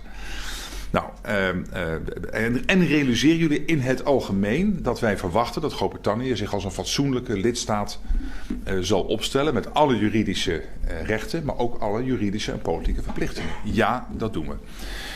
Daarnaast natuurlijk de ruimte geven aan de gesprekken nu met de Labour-partij, cross-party. Nou, dat is ook vrij uniek in de Britse politieke verhoudingen. En ja, of daar wat uit gaat komen, moeten we allemaal afwachten. Maar daar maximaal de kans voor geven, dat is wat we vanavond doen. Daar, als het ware, de fuik maximaal voor openzetten, dat dat een kans krijgt. En daarom ben ik, hoewel Nederland best wel een wat langere verlenging ook had kunnen voorstellen, als compromis vind ik deze heel acceptabel. En nog één aanvullende vraag over die datum van 31 oktober. Is het nu zo dat echt de uiterste datum is, of kan het op dat moment weer besloten worden vooruit te schuiven als de situatie daar komt? Ja, dat wordt natuurlijk steeds moeilijker. Kijk, we hebben nu zo'n moment gehad 2 weken geleden en nu vanavond, dat je zegt, luister, er zijn nog zoveel dingen aan de gang in Engeland en ze vragen ons een verlenging en er is ook nog steeds zicht dat het dan misschien wel kan lukken. Enerzijds. Anderzijds, de schade van een hard Brexit, dus zonder akkoord, is enorm voor iedereen. En ook een blamage natuurlijk voor de Europese Unie richting de rest van de wereld. Hè, waar we iedereen van alles vinden over wat er in de rest van de wereld gebeurt. Dat we niet in staat zouden zijn om zelf op een fatsoenlijke manier afscheid te nemen van elkaar als Europese Unie en het Verenigd Koninkrijk. Nou, gegeven die hele situatie hebben we natuurlijk gezegd, zijn we bereid dit te doen. Maar dat wordt natuurlijk veel lastiger als we dadelijk bij eind oktober zijn. Omdat we dan weer 6 maanden verder zijn. Dus dan ligt het voor de hand dat dan op tafel ligt. Ofwel, er is inmiddels een akkoord, misschien ook al eerder, en dan zijn ze al weg. Ofwel, ze hebben besloten om überhaupt niet door te gaan met de Brexit. Maar goed, daar gaat verder niemand vanuit. We gaan ervan uit dat ze er echt uitgaan. Ofwel, er is dan inderdaad een situatie van een no-deal. Maar dan zijn we 6 maanden verder, maximaal een kans gegeven om het proces ruimte te laten. Volgende vraag voor BNR en daarna SAD. U zei dat in juni beoordeeld worden of jullie op schema liggen. Welk schema is het? Nou, laat ik het heel precies zeggen. Juni is geen moment om te besluiten of we doorgaan tot eind oktober. We hebben nu besloten, we gaan door tot eind oktober, maximaal. Maar juni is wel een soort thermometermoment waarin je kijkt hoe staat het ervoor. En dan kun je ook onderling afspraken maken. Wat kunnen we doen om dat verder te versnellen? Maar ook met Groot-Brittannië zeggen, joh, hoe kunnen we helpen? Hoe kunnen jullie ons helpen op onderdelen om versnelling aan te brengen? En dat kun je nu nog niet precies benoemen. Dat is over een paar maanden. Ik hoop dat het niet nodig is. Maar omdat het 6 maanden duurt nu, is het wel verstandig om zo'n tussenmoment te hebben. Maar het is dus een thermometermoment, een pijlmoment. Het is niet een hard moment waarop we kunnen besluiten te stoppen. Wordt niet getoetst. We moeten het allemaal gaan vormgeven. Het is natuurlijk allemaal niet vanavond in detail besloten hoe zo'n thermometer eruit ziet. Maar normaal gesproken geeft hij een temperatuur aan en dat zal hier ook zo zijn. Is die thermometer een goedmakertje voor Emmanuel Macron die eigenlijk een veel korter uitstel wil? Nee, wat mij betreft niet. Wat mij betreft is het heel zinnig als je toch een behoorlijk uitstel geeft. Nogmaals, er lagen wel plannen op tafel die wat wilder waren qua uitstel. Die ik me ook nog wel kan voorstellen. Maar nogmaals, dit compromis acceptabel. Het is wel 6 maanden. En als je nu 6 maanden er helemaal niet meer over zou praten, is ook gek. Dus dan is het logisch dat de eerstvolgende Europese Raad is 20 en 21 juni. Dat je dan zegt tegen de instituties, kom eens even met een soort voortgangsrapportage. Hoe staan we ervoor? En dan is de eerstvolgende Europese Raad is alweer in oktober. Volgende vraag staat er. Het is nou zo dat May reist naar huis met hetzelfde document. Dus jullie ook hebben. Ik hoop dat ze dezelfde tekst bij zich heeft. Ja. Je weet het ook. Maar staat daar dus heel duidelijk, een bepaalde bewoording, zwart op wit, dat als zij het niet lukt dus voortekenen met mij om alsnog iets voor elkaar te krijgen, dat het VK dan de verkiezingen gaat doen. Ja, er staat letterlijk in dat als het Verenigd Koninkrijk nog steeds lid is van de Europese Unie in die periode van de verkiezingen. Dat is afhankelijk van wanneer ze zijn, maar ergens tussen 23 en 26 mei. En op dat moment het uittreedverdrag nog niet is geratificeerd. Dan moeten ze verkiezingen houden voor het Europees Parlement. Als ze dat niet doen, dan zal de uittreding plaatsvinden op 1 juni. Dus als ze die verkiezingen niet organiseren, dan is het afgelopen op 1 juni aanstaande. Maar ze heeft verklaard vanavond dat de voorbereiding van een verkiezing in gang zijn gezet. Dat de partijen bezig zijn kandidaten te zoeken. Dus wij vertrouwen erop. Maar goed, mocht het onverhoopt niet zo zijn, dan stopt het helemaal op 1 juni. Heeft u aan tafel nog aan het begin, of misschien aan het eind, nog iets gezegd over in wat voor lastig pakket haar dat brengt? Dat die verkiezingen kunnen uitdraaien op een verkapt referendum over de Nee, het is, ik heb het zelf verwoord als awkward. Het is een beetje gek. Maar dat is ook, soms speelt de tijd ook in je nadeel. Hè? Er is wie had kunnen bedenken dat deze afronding hopelijk van het hele Brexit-proces samenvalt met de Europese verkiezingen. En die is ook maar eens in de 5 jaar. Dus daar moet je ook bijna een beetje op plannen. Hebben we natuurlijk niet gedaan. Maar soms vallen dingen heel ongelukkig samen. En hier zijn de verdragen leidend. En ook ruksigloos, die zijn heel hard en die zeggen, luister, dat nieuwe Europees Parlement kan niet bij elkaar komen vanaf begin juli als het VK lid zou zijn, maar geen afgevaardigde in het Europees Parlement heeft. En een lidstaat is verplicht om in die periode van die verkiezingen ook verkiezingen te organiseren. Dus dat zijn allemaal hele harde bepalingen, dus daar kun je niet omheen. Heel kort bij de vraag hier, Macron, heeft hij dit moeten slikken? Want ik kan me zo voorstellen dat Macron liever had gehad dat de Britten helemaal niet meer meedoen aan die verkiezingen, dat de zaak gaat overschaduwen. Nou, het was een typische Europese raad, waarin ik ga geen namen noemen, maar verschillende opinies bestonden. Er was een considerable body of opinion van heel veel leden van de Europese Raad die zeiden, een uitstel, ook een langer uitstel kunnen we ons heel goed voorstellen. Er waren verschillende ook die zeiden, het maakt ons niet heel veel uit. Sommigen zeiden, we hebben eigenlijk liever een wat korter uitstel, maar we kunnen leven met een langer uitstel. Anderen zeiden, we willen een langer uitstel, maar we kunnen ook leven met een korter uitstel. En er waren ook geluiden in de Kamer van, beperk je nou tot eind juni. Ik ga er verder geen namen opplakken wie wat vond. Behalve dat ik kan zeggen voor Nederland dat wij ook gegeven de toelichting van Theresa May op mijn vragen en die van de collega's, dat wij hadden kunnen leven met een wat langer uitstel. Nou, dit is een wat korter langer uitstel of een wat langer korter uitstel, zag ik in een van jullie tweets. Ik kan hier ook goed mee leven. Wat dan de posities zijn van Macron en anderen ga ik niet vermelden. Wel dat je dan een compromis moet sluiten, hè? Want het is unanimiteit, dus iedereen moet instemmen. ANP, Jan Boers. Het ziet er dus naar uit, tenzij er een deal komt voor de 22 mei, dat er Europese verkiezingen komen. Ja. Dat betekent voor Nederland dat er 4 maanden lang in plaats van 29 zetels 26 zetels. Ja, met dat drama moeten wij leven. Ja. Ja. Maar ik vind het niet een beetje democratisch net. Hoe bedoelt u? Het is toch democratisch niet helemaal kosher dat mensen kiezen ergens voor. Dat er straks partijen zijn die 3 mensen extra zijn gekozen en die moeten op een wachtbankje. Ja, dat is nou helemaal zo. Ja. Weet je, soms gebeuren dingen, ik kan ik ook niet voorkomen. De Unie-verdragen zijn heel duidelijk. Als VK lid is, dan moeten ze verkiezingen organiseren. Dat is de eerste fase, dus dat is die periode van 23 tot 26 mei. En als het Europees Parlement bij elkaar wil komen vanaf begin juli, en dat zal dan gebeuren, want dan is het oude parlement weg, komt er een nieuw parlement en het VK is nog steeds lid. En dat kan, ook gegeven de timing van vanavond, eind oktober als uiterste datum. Dan moeten de Britten ook afgevaardigd naar het Europees Parlement sturen. Anders is dat parlement niet rechtsgeldig, kan niet bij elkaar komen. Ja, dat heeft natuurlijk ook gevolgen voor mogelijk, hoe dat precies werkt weet ik nu ook nog niet, moeten we wel bekijken. Maar denkbaar is dat het natuurlijk gevolgen heeft voor die extra zetels die landen zouden krijgen. Ja, is dat gelukkig? Nee. Ik zei net al, ik vind het ook awkward dat een land wat eruit gaat toch verkiezingen moet organiseren. Ik snap dat dat ongemakkelijk is.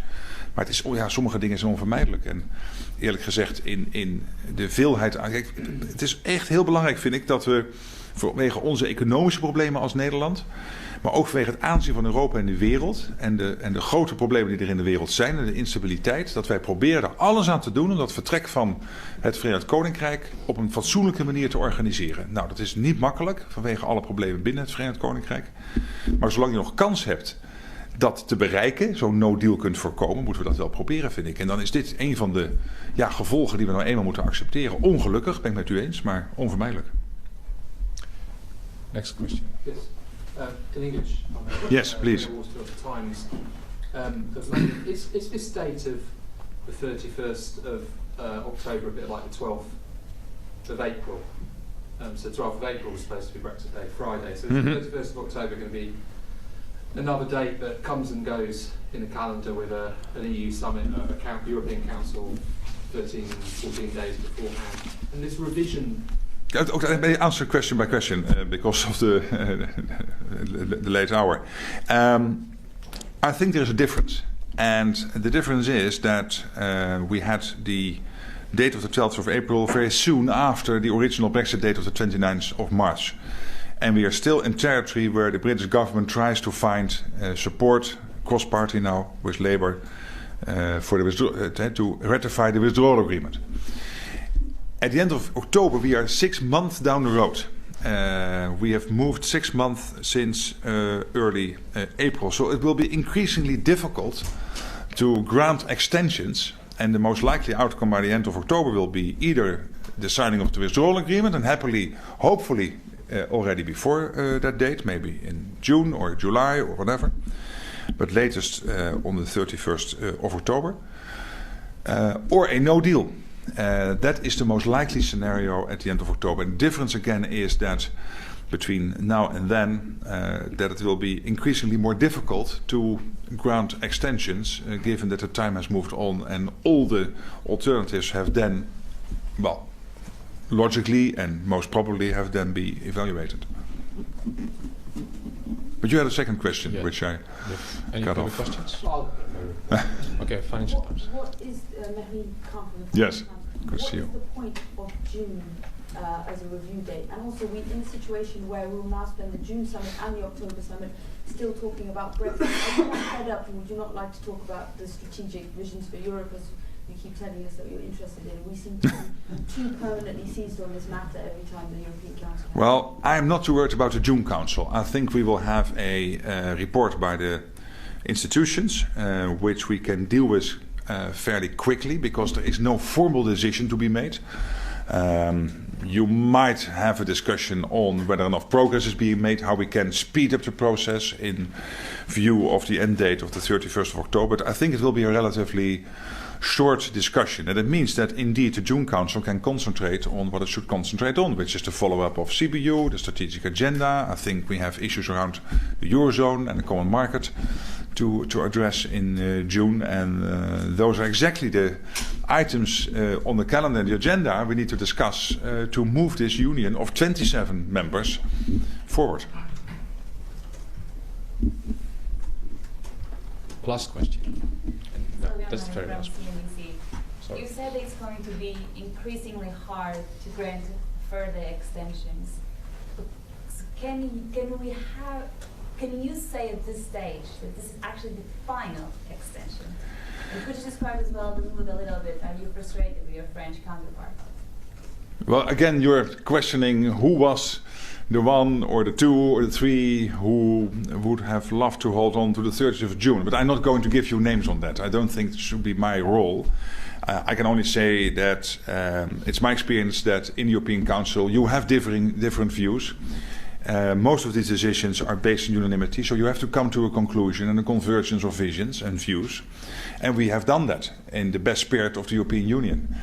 I think that's not something very special or new, and I can very well live with the outcome, which is the 31st of October, where we could have accepted a somewhat longer extension. I think this 6-month extension is absolutely acceptable. Is this it then? Yeah, and then your question on. Let me answer it rephrase a bit what I said to the Dutch journalists. By the end of October, we have again had 6 months to implement the withdrawal agreement. By then, it is very difficult to envisage which brilliant new ideas you could come up with if it would not have succeeded by then to be implemented, what to do. So most likely, at that moment, you will have either a no deal or a accepted and ratified withdrawal agreement, or a withdrawal of Article 50 or whatever. And that's the difference from now, because we are still now in this territory, in this phase where Theresa May says, and the British government, we still think we can avoid a no deal. And then the rest of the European Union is willing to grant that extension. But that is much more difficult by the end of October. So the most likely outcome by then is either acceptance of the withdrawal agreement, hopefully earlier, or a no deal.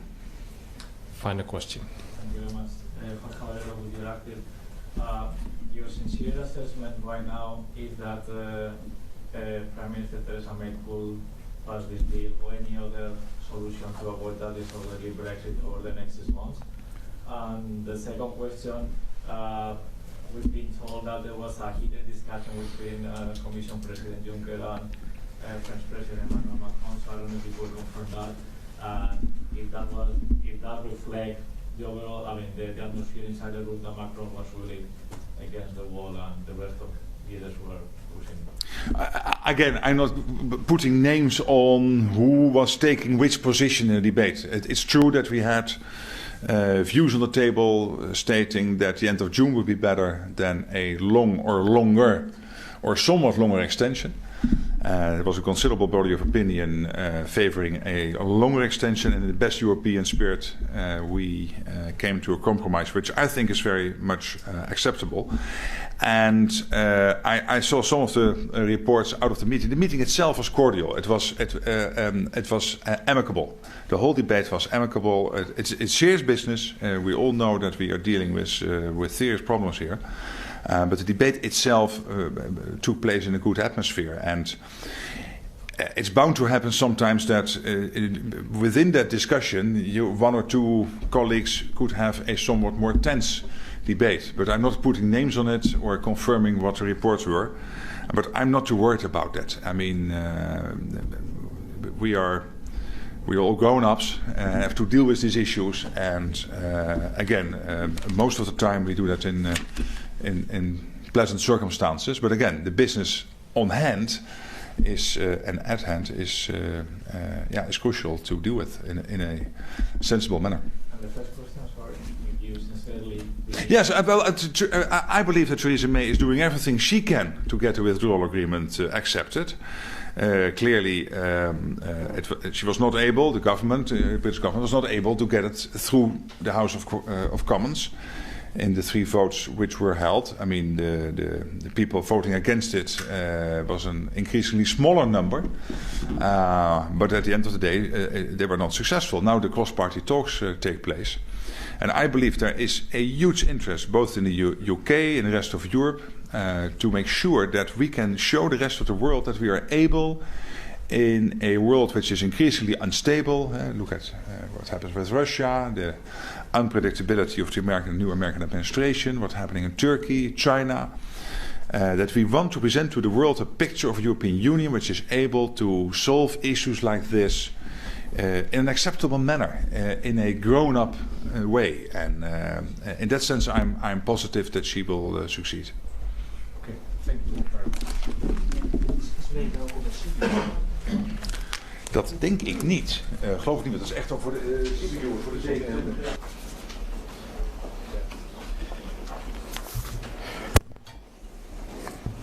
Bien voilà, bonsoir ou bien bonne nuit. La réunion s'est terminée à l'instant avec par conséquent l'adoption de conclusions et de quelques positions de principe. Vous avez compris que le débat portait sur l'hypothèse d'une extension de la période de présence de la Grande-Bretagne au sein de l'Union européenne avec principalement deux raisonnements. Un raisonnement autour d'une extension plutôt courte et un autre raisonnement fondé sur l'idée d'une extension qui pourrait être plus longue. L'échange était un échange dans le cadre duquel on a constaté qu'il y avait une très grande unité autour de la table pour se poser la question de savoir qu'est-ce qui est le plus optimal pour tenter de réduire le risque d'un Brexit dur et pour tenter de donner de la stabilité, de la sécurité et de protéger l'avenir des relations entre l'Union européenne et la Grande-Bretagne. Mais il y avait des différences de points de vue sur la manière d'atteindre cet objectif. Donc certainement une unité sur l'objectif, mais je dirais sans qu'il y ait en aucun cas une logique de tension, c'est plutôt une logique qu'on réfléchit ensemble à la meilleure manière d'atteindre cet objectif. Et dans le cadre de ces échanges entre nous, il a été convenu de porter ce délai de prolongation à la fin du mois d'octobre. Pourquoi la fin du mois d'octobre? Parce que après les élections européennes, compte tenu des délais vraisemblables et prévisibles pour composer réellement les institutions, notamment la Commission européenne, on pense que cette date-là est une date de référence qui peut avoir du sens. Un deuxième point important et sur lequel j'ai beaucoup plaidé, c'est l'importance pendant cette période de prolongation éventuelle, c'est l'importance, je dis éventuelle parce que il est possible en cas d'accord avant le terme que la Grande-Bretagne puisse sortir plus rapidement, c'est un délai qui est un délai maximal, mais c'est l'importance d'avoir la garantie d'un bon fonctionnement de l'Union européenne. Het is belangrijk in onze ogen om de waarborg te hebben dat in het kader van de verlenging het niet mogelijk zal zijn voor Groot-Brittannië om hun lidmaatschap te gebruiken om een vorm van druk te oefenen tegen een correcte, een normale werking van de Europese instellingen. En daarover is er een versterking van de tekst en van de beslissing die vandaag goedgekeurd is. Donc voilà quelles sont en très grande synthèse les orientations qui ont été prises.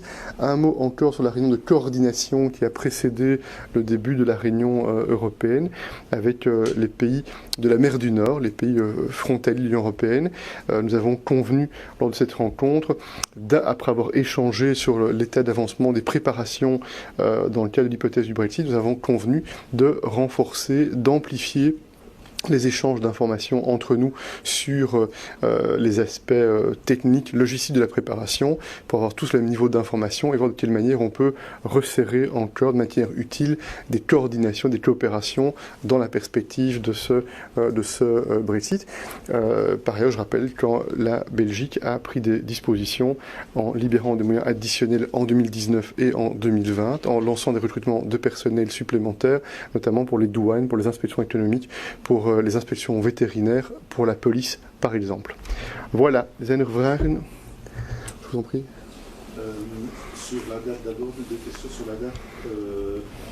Il semble que le président Macron ait insisté au début du débat sur une date brève, un report bref 30 juin. Il y avait la proposition du 30 mars, 31 octobre. En fait, c'est pile au milieu des deux. Est-ce que cette date ne résulte pas tout simplement du fait d'avoir coupé la poire en deux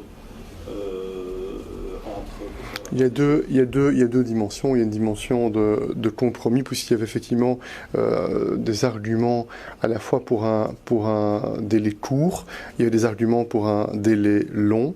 Et il n'y a pas de science exacte sur ce qui est le plus efficace entre un délai long et un délai court pour garantir plus de chances d'éviter un Brexit sans accord et un hard Brexit. Mais il y avait aussi ce lien avec la composition des institutions, la formation des institutions et aussi l'expérience du passé qui montre bien qu'après l'élection européenne, il faut plusieurs mois, quelques mois, pour que les différents pays proposent leur commissaire européen, avec des procédures aussi d'audition par le Parlement européen qui peuvent être organisées. Et nous parlons d'expérience en Belgique, parce que si vous vous souvenez, en Belgique, il y a 4 ans et quelques mois, nous avons dû attendre la formation du gouvernement pour désigner notre commissaire européen. Donc nous savons bien que tous les pays ne vont pas immédiatement, dans la foule des élections européennes, proposer des noms comme commissaire européen. Donc il y a un certain principe de réalité en lien avec cela. Et donc c'est aussi un élément qui n'est pas inintéressant. Une des questions qui est posée, c'est y aura-t-il des députés européens britanniques qui vont siéger ou pas, compte tenu du processus qui est sur les rails? Y aura-t-il un commissaire européen britannique ou pas? Donc cette prolongation jusqu'au mois d'octobre peut aussi donner l'occasion de clarifier ces éléments-là et donc de réduire les dangers de perturbation du bon fonctionnement des institutions européennes. Vous avez des questions d'une clause de révision en juin? Non, c'est pas une clause de révision, non, puisque si vous entendez une clause de révision dans la possibilité de changer le timing du mois d'octobre, ce n'est pas ça qui est sur la table. C'est sur la table, c'est plutôt l'idée de refaire un point de la situation en juin, d'avoir la bonne et la correcte information sur les progrès qui, nous l'espérons, auront été engrangés, auront été réalisés, puisque nous avons entendu, comme vous l'avez entendu également, que la volonté de la Première ministre britannique est de sortir le plus rapidement possible. La volonté est de faire en sorte que le plus rapidement possible il puisse y avoir la Grande-Bretagne en dehors de l'Union européenne. Elle a bien veillé à nous convaincre de ce que, dans l'hypothèse d'un accord sur l'accord de retrait, le traité de retrait, il puisse être possible de sortir avant le délai du mois d'octobre, de la fin du mois d'octobre. Alsjeblieft. Is het nu de laatste keer dat uitstel wordt gezien? En de tweede vraag, was er irritatie in de zaal over Emmanuel Macron? Dus irritatie zeker niet en over niemand. Het was een sereen vergadering. Ik heb de laatste 4 jaar een vergaderingen gekend die veel minder sereen waren geweest. Maar wat duidelijk is het feit dat opnieuw, zoals bijna elke EU-top in verband met de Brexit, ligt de bal in de kam van de Britse overheden. Dus dat betekent dat een nieuw element met de ontmoetingen en start van een dialoog, een beetje dialoog tussen Jeremy Corbyn en Theresa May. Dat betekent dat in de volgende weken we zullen zien als dat tot resultaten leidt. Tot nu toe, de laatste maanden, we hebben vastgesteld, EU-top na EU-top, dat het nooit mogelijk was om meer duidelijkheid te krijgen vanuit de Britse overheden.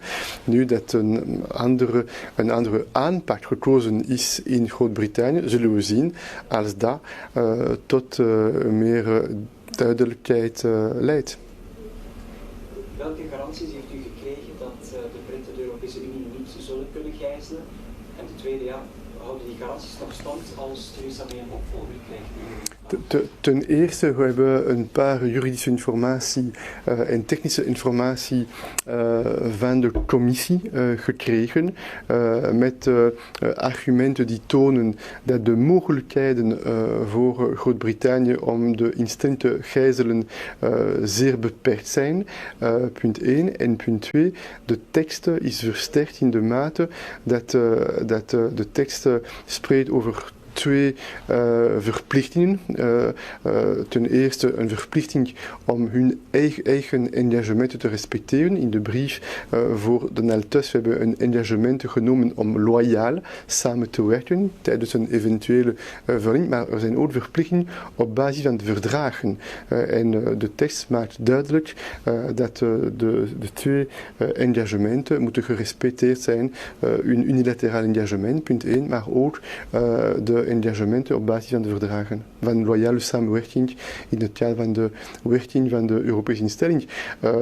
Maar bon, ik blijf op mijn punt. We moeten alert en aandachtig blijven. Daarom is de vergadering van juni ook interessant om meer duidelijkheid te krijgen over waar ze zijn in hun proces.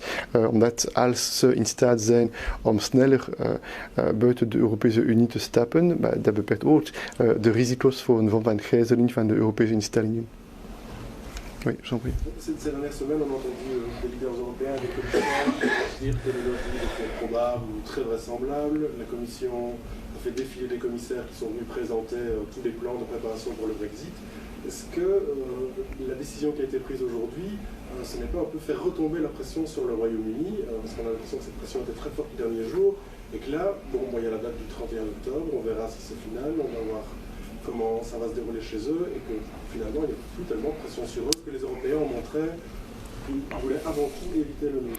Mais il ne vous a pas échappé qu'il y a des élections européennes qui sont prévues le 26 mai, et donc il y a une décision qui doit être prise par les autorités britanniques, c'est celle de mener à bien jusqu'au bout le processus électoral ou pas, et c'est lié à la capacité ou pas d'avoir un accord sur le traité de retrait qui a été validé à la fin de l'année passée. Donc cet élément-là est un élément dans le timing qui demeure, c'est un premier élément. Il y a un deuxième élément, il ne faut pas confondre les choses. Le Brexit, il a été décidé. La question qui est posée depuis quelques semaines maintenant, c'est le risque d'un Brexit sans être ordonné parce qu'il n'y aurait pas d'accord sur le texte de retrait. Mais le Brexit, il va de toute façon donner lieu à des contraintes, à des difficultés. Donc on doit se préparer pour le Brexit et a fortiori pour l'hypothèse éventuelle d'un Brexit sans accord, d'un Brexit qui ne se déroulerait pas de manière ordonnée. Et nous allons, du point de la Belgique, maintenir notre préparation pour les différentes hypothèses, y compris pour l'hypothèse d'un Brexit sans accord, parce que ce danger-là, s'il ne se produira en tout cas pas dans les quelques jours qui viennent, il peut encore se produire dans les quelques mois qui viennent. Voilà. Oui, je vous en prie. Dus ik heb de nadruk gezet voor de goede werking voor de Europese instellingen, omdat in mijn ogen, het was niet alleen om dat te maken, de discussie rond de timing gelinkt is met de bescherming van een correcte werking van de Europese instellingen tijdens de verlenging. Maar natuurlijk, ik denk ook, en dat heb ik ook gezegd, dat als een kans bestaat nog om een hard Brexit te vermijden, we moeten die kans grijpen. En dat is wat we vandaag hebben gedaan. Ja. Klopt het dat de Britten zich niet zullen mogen bemoeien met aanstelling van de voorzitter van de Europese Commissie en met de meerjarige dat is een belangrijk punt inderdaad. Er is inderdaad de redenering door iedereen aanvaard, volgens welke tijdens de verlenging het mogelijk zal zijn vergadering met 27 te hebben, te organiseren, om te discussiëren over punten met een inwerkingtreding na de effectiviteit van de Brexit. Dus dat maakt mogelijk de voorbereiding, de politieke voorbereiding, bijvoorbeeld voor het Europees budget of voor andere belangrijke punten voor de toekomst van de Europese Unie. Dus dat geeft de kans om vooruitgang te boeken voor alles wat betekent, of wat zou betekenen, een inwerkingtreding voor na de exit van UK van de Europese Unie en bijvoorbeeld het Europees budget. Men weet dat zeer waarschijnlijk, men verwacht geen formele goedkeuring voor de volgende maanden en zeker na oktober, misschien zelfs voor later volgens sommigen. Est-ce que la porte est toujours ouverte à une révocation de l'article 50, éventuellement après un nouveau référendum? Ça, c'est une décision qui appartient aux autorités britanniques. Puisque vous savez qu'il y a, enfin, je vous apprends rien en disant qu'il y a trois possibilités. La première possibilité, c'est un accord, c'est que tôt ou tard, il y ait un accord sur le texte de retrait.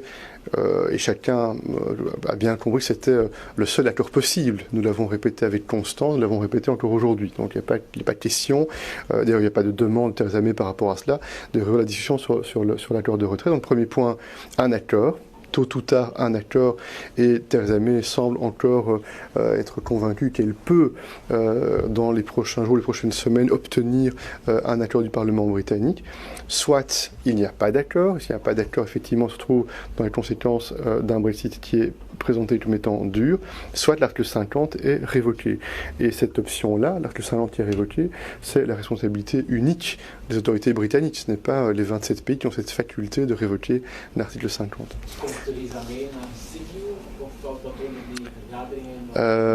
Eerlijk gezegd, ik heb geen informatie daarover, maar ik veronderstel dat is niet het geval. Ik heb geen informatie daarover.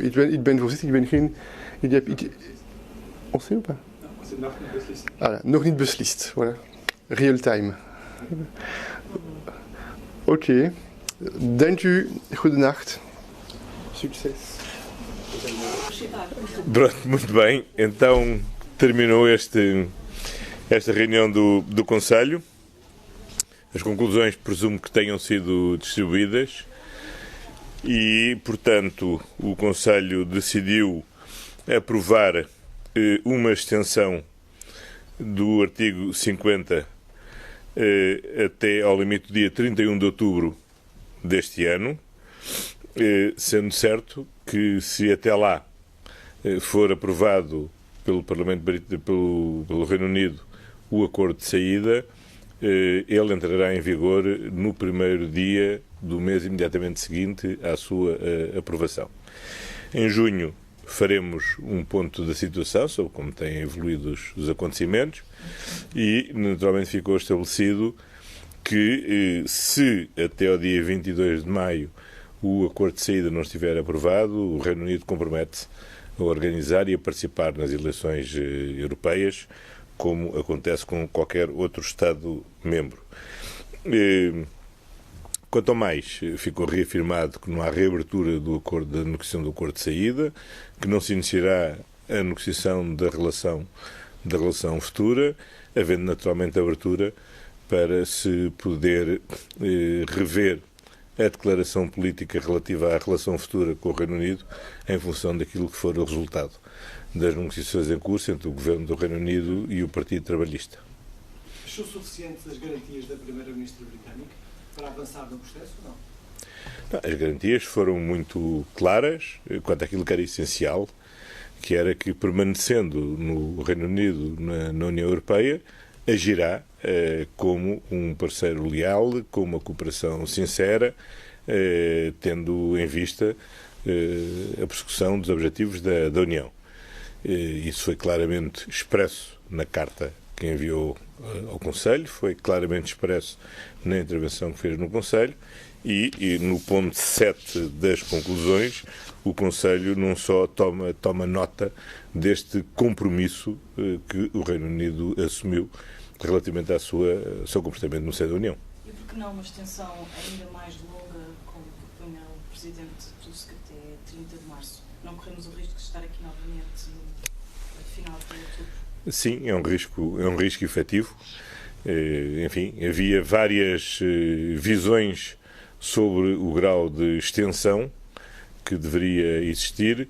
O dia 31 de outubro foi a data sobre a qual houve um entendimento comum a partir dos diferentes pontos de vista que havia sobre a matéria. Mas, segundo sabemos, a maior parte dos países, a larguíssima maioria dos países, incluindo Portugal, defendia uma extensão mais longa. Confirma que esta extensão foi encurtada para apenas 6 meses por insistência do Presidente francês? A ver, as reuniões do Conselho são à porta fechada e, portanto, não são para ser comentadas fora. Posso dizer que entre os 27 havia visões diferentes sobre qual devia ser o prazo da extensão. E aquilo a data sobre a qual houve um acordo entre os 27 foi esta data de 31 de outubro. O Presidente francês tem vindo a insistir na ideia de que prolongar muito as negociações é contaminar a política europeia e o processo de integração que ele defende com o título de renascimento europeu, com as confusões de Londres. Acha que isso pode continuar a estar em causa, principalmente agora que os britânicos também vão participar nas eleições europeias, portanto que contamine não só o trabalho das instituições como as próprias eleições europeias? A ver, todos os Estados-membros contribuem para a formação da vontade comum da União. Não podemos considerar que seja uma contaminação a expressão nacional relativamente ao futuro da União Europeia. Se quiser, a União Europeia é mesmo fruto de uma contaminação cruzada entre 28 Estados-membros, onde cada um tem naturalmente os seus interesses, os seus pontos de vista e onde procuramos harmonizar, felizmente com sucesso, esses pontos de vista. Quanto a receios de um comportamento indevido por parte do Reino Unido, enfim, acho que não há nenhuma razão para termos aqui fazer juízos de intenção sobre a forma como o Reino Unido irá agir. O que temos a registar é o compromisso claro de que, apesar de estar dentro de saída, agirá da forma correta que os tratados prevêem e da forma da cooperação sincera que deve presidir às relações entre todos os Estados-membros.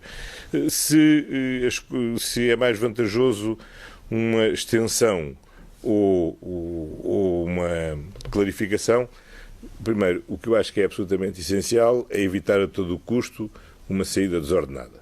Isso é absolutamente essencial e, portanto, termos reafirmado todos, quer os 27, quer o Reino Unido, que esse é o cenário que todos rejeitamos.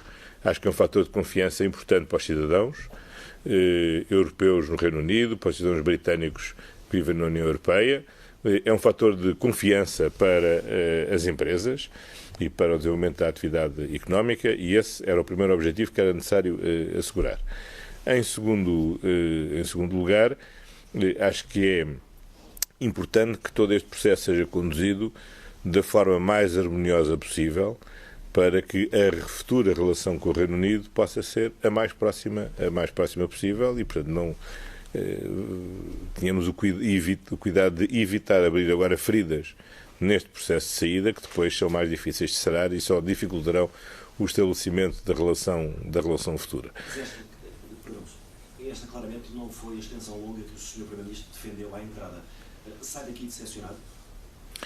Eu saio daqui satisfeito que, mais uma vez, os 27 conseguiram chegar a uma posição comum em que corresponde não só àquilo que solicitou a Sra. May, como na previsão de que nem até dia 22 de maio seja obtido o acordo de saída seja aprovado, ou que até 30 de junho haja qualquer aprovação, é concedido um prazo até 31 de outubro para criar mais oportunidades para que o Reino Unido consiga ter uma posição clara e consequente sobre o que deseja fazer na relação com a União Europeia. E por que serve esta revisão intercalar de junho? Eu acho que a revisão é simplesmente fazer um ponto de situação de como estão a andar as negociações. Pode ser até que as negociações sejam concluídas amanhã, que segunda-feira o Reino Unido aprove o acordo de saída e, portanto, no início de maio, o acordo de saída entre em vigor. Pode ser. Pode ser que em junho, em junho se conclua que não houve ainda avanços. E finalmente em outubro veremos o que é que acontece. Mas esse momento de junho pode ser uma sessão de novas negociações, alguma nova negociação? Não, de certeza que não. Há de ser um momento, aliás, muito breve, visto que o Conselho de Junho já tem uma agenda bastante pesada sobre a discussão da estratégia futura, sobre a apresentação por parte do Eurogrupo das propostas sobre a capacidade orçamental da zona euro, cujo mandato foi conferido em dezembro para ser apresentado em junho. Portanto, temos já muitos temas a ocupar-nos e, portanto, não podemos estar a consumir todos os conselhos com este tema do Brexit e sobretudo, o que se constata é que, neste momento, não há verdadeiramente nada a negociar entre a União Europeia e o Reino Unido. Há uma negociação interna ao Reino Unido para se posicionar relativamente àquilo que é o acordo de saída já negociado e assinado. Quando diz que há um risco efetivo de em outubro, a questão ainda não está resolvida, isso significa que teria preferido uma extensão mais longa? Eu acho que neste momento temos que nos todos rever naquilo que foi a posição comum que foi acordada a 27. Acho que algo que tem sido positivo em toda esta negociação é que, nem sempre tendo os mesmos pontos de vista, os 27 têm revelado maior capacidade de definir uma posição negocial comum, maior facilidade até que o próprio Reino Unido. internamente o tem conseguido fazer, e acho que devemos manter esta regra, que é defendermos aquilo que em conjunto conseguimos acordar. E pronto, e após de acordar, creio que está na hora de nos irmos deitar, dormir, para podermos acordar amanhã de manhã. Eu ia perguntar só se acha que esta extensão até 30 de outubro afasta o receio que o Presidente do Conselho tinha de haver sucessivas datas limites, sucessivos precipícios. Sabe, a esperança é sempre a última coisa a morrer. Se também o pior que pode acontecer é no dia 31 de outubro estarmos aqui, provavelmente a uma hora semelhante a esta, a tirar uma conclusão semelhante àquela que estamos a tirar agora. Portanto, vamos andar devagarinho. Não, isso é visão pessimista, mas não sabe que eu sou um otimista. Sabe, devia saber que eu sou um otimista. Pronto, há um decreto presidencial a oficializar esse meu estado. Tak, podarilo sa po tých niekoľkých hodinách prijať rozhodnutie s tým, že sme prijali uznesenie, ktorým sme sa rozhodli vyhovieť britskej premiérke a predĺžiť lehotu na vystúpenie Veľkej Británii. Z jej pôvodne požadovaného termínu 36. sme nakoniec boli schopní dosiahnuť kompromis u všetkých 27 krajín a terajší dátum definitívny, podľa toho, ako sme sa dohodli, by mal byť 31.10.2019. To znamená, že to by mal byť ten deň, kedy by malo byť už úplne jasné, ako nakoniec Brexit dopadne. Chcem povedať, že je to spojené s podmienkami ďalšími. Ak bude Spojené kráľovstvo 23. a 26. mája, kedy sú voľby do Európskeho parlamentu ešte stále členskou krajinou, a ak dovtedy neratifikuje dohodu o vystúpení Veľkej Británie z Únie, bude musieť usporiadať voľby do Európskeho parlamentu. Ak by voľby do Európskeho parlamentu Veľká Británia nerealizovala a nesplní si túto povinnosť, vystúpi automaticky z Európskej únie k dňu 1. júnu 2019. Bez dohody. Zároveň sme potvrdili, že vyjednanú dohodu o vystúpení nie je možné otvoriť, renegociovať, je stále platná. Je možné robiť niektoré jednostranné akty ako politické prehlásenia, vyhlásenia, zábezpeky, záruky, ale čisto len v súlade s textom zmluvy, ktorý je definitívne vyjednaný. No a zároveň platí, že očakávame, že do definitívneho rozhodnutia o budúcnosti Veľkej Británie bude sa Veľká Británia správať zodpovedne ako člen a na rokovaniach bude robiť všetko preto, aby nekomplikovala fungovanie Európskej únie a celého spoločenstva z dôvodu, že by sa mohlo stať, že ešte niekoľko mesiacov bude členskou krajinou, ale mohla by samozrejme ako právoplatný člen vnášať svojimi rozhodnutiami do rozhodovania aj určité komplikácie. To je zasa záväzok zo strany Veľkej Británie, ktorý, ak bude dodržaný, tak by sme mohli všetko nejakým spôsobom zvládnuť. Nebojí sa Únia posmeškou, že je to na Halloween, skresenie mŕtvych? No, to sme si ani ten dátum nejakým spôsobom neuvedomili. Ten dátum je skôr motivovaný tým, že počítame, že niekedy k 1. novembru by mala začať pracovať nová komisia a bolo by preto účelné, aby už Veľká Británia svojho komisára nenominovala. Vy sa opäť vrátite k Brexitu. Na čo všetko sa budete pozerať na júnovom samite? Čo všetko zhodnotíte? No, my by sme už veľmi radi na júnovom samite sa konečne venovali aj problémom Európy a jej budúcnosti. Prestáva už nás baviť, že každý summit je venovaný z väčšej časti Brexitu a my opomíname hovoriť o ďalších agendách, ktoré máme na stole. Preto ten júnový summit, ktorý bude štandardný a bude sa venovať celej škále tém, bude sa len okrajovo venovať tomu, aby sme si povedali len určitú len správu o aktuálnom stave. To znamená, tam sa len vyhodnotí, či nakoniec voľby boli, neboli, či Veľká Británia je ešte stále, alebo nie je členskou krajinou, alebo je už v tom tranzitnom nejakom prechodnom období. Takže tam si len povieme, v akom sme stave, ale na júnovom samite neočakávam, že by sme prijímali nejaké rozhodnutia, pretože platí, že ten definitívny termín sme dnes rozhodli už v predstihu na 31.10. Vytvorili sme tak rozumný priestor pre Veľkú Britániu, aby mohli uskutočniť všetky možné varianty a scenáre, ktoré pripadajú v tejto krajine do budúcna do úvahy, ale to už samozrejme dnes necháme na politikov Veľkej Británie, aby sa s touto otázkou vysporiadali, ako budú ďalej postupovať. Bude ďalší termín? Poviem to tak. Termínov bolo veľa. Vzhľadom na náladu, ktorá vládla a ten kompromis sa rodil nejakým spôsobom náročne, tak si myslím, že bolo by dobré, keby sme už neboli postavení pred nejaké rozhodovanie o ďalšom termíne. A pevne verím, že do 31.10. sa veci ustalia. Sa Británia nesprávala ako lojálny partner. Máte nejaké páky, ako ju potrestať, alebo vyhodiť z únie, alebo čo sa bude diať, ak bude blokovať? To je ťažko. Zas na druhej strane si treba uvedomiť, že po voľbách sa bude kreovať nová komisia, budeme mať 1 alebo 2 samity, kde by mohlo dôjsť k nejakému blokovaniu nejakých vecí. Zase nepočítam, že na jednom samite niekto dokáže tak ohroziť existenciu a budúcnosť Európskej únie, keby hneď boli tam nominovaní politici, ktorí sú zásadne antieurópsky alebo nejaký. Takže zase nerobil by som z toho osobne až takú drámu, že by Británia mohla nejak extrémne škodiť, pretože do 31.10. tých samitov bude len zo pár. Hovorila aj o dohode s Corbynom? Je možno, že sa dohodnú lejbristi a konzervatívci? Ja nechcem komentovať, čo hovorila pani premiérka, ale áno, tento poskytnutý čas má jej slúžiť aj na to, aby mohla sa snažiť uzavrieť dohodu aj s opozíciou. Čiže je možné, že ostanú v colnej únii? Všetky varianty sú otvorené. Ešte raz chcem ale deklarovať, že ani Slovensko a ani celá 27. si neželá odchod Veľkej Británie z Európskej únie, ale samozrejme, ak sa to má stať, tak už nech to príde a nech to má nejakú súvisť. Antiunijných strán, si predstaviť, že by ste boli s premiérom, ktorý bude obhajovať krajinu, ktorá vystupuje?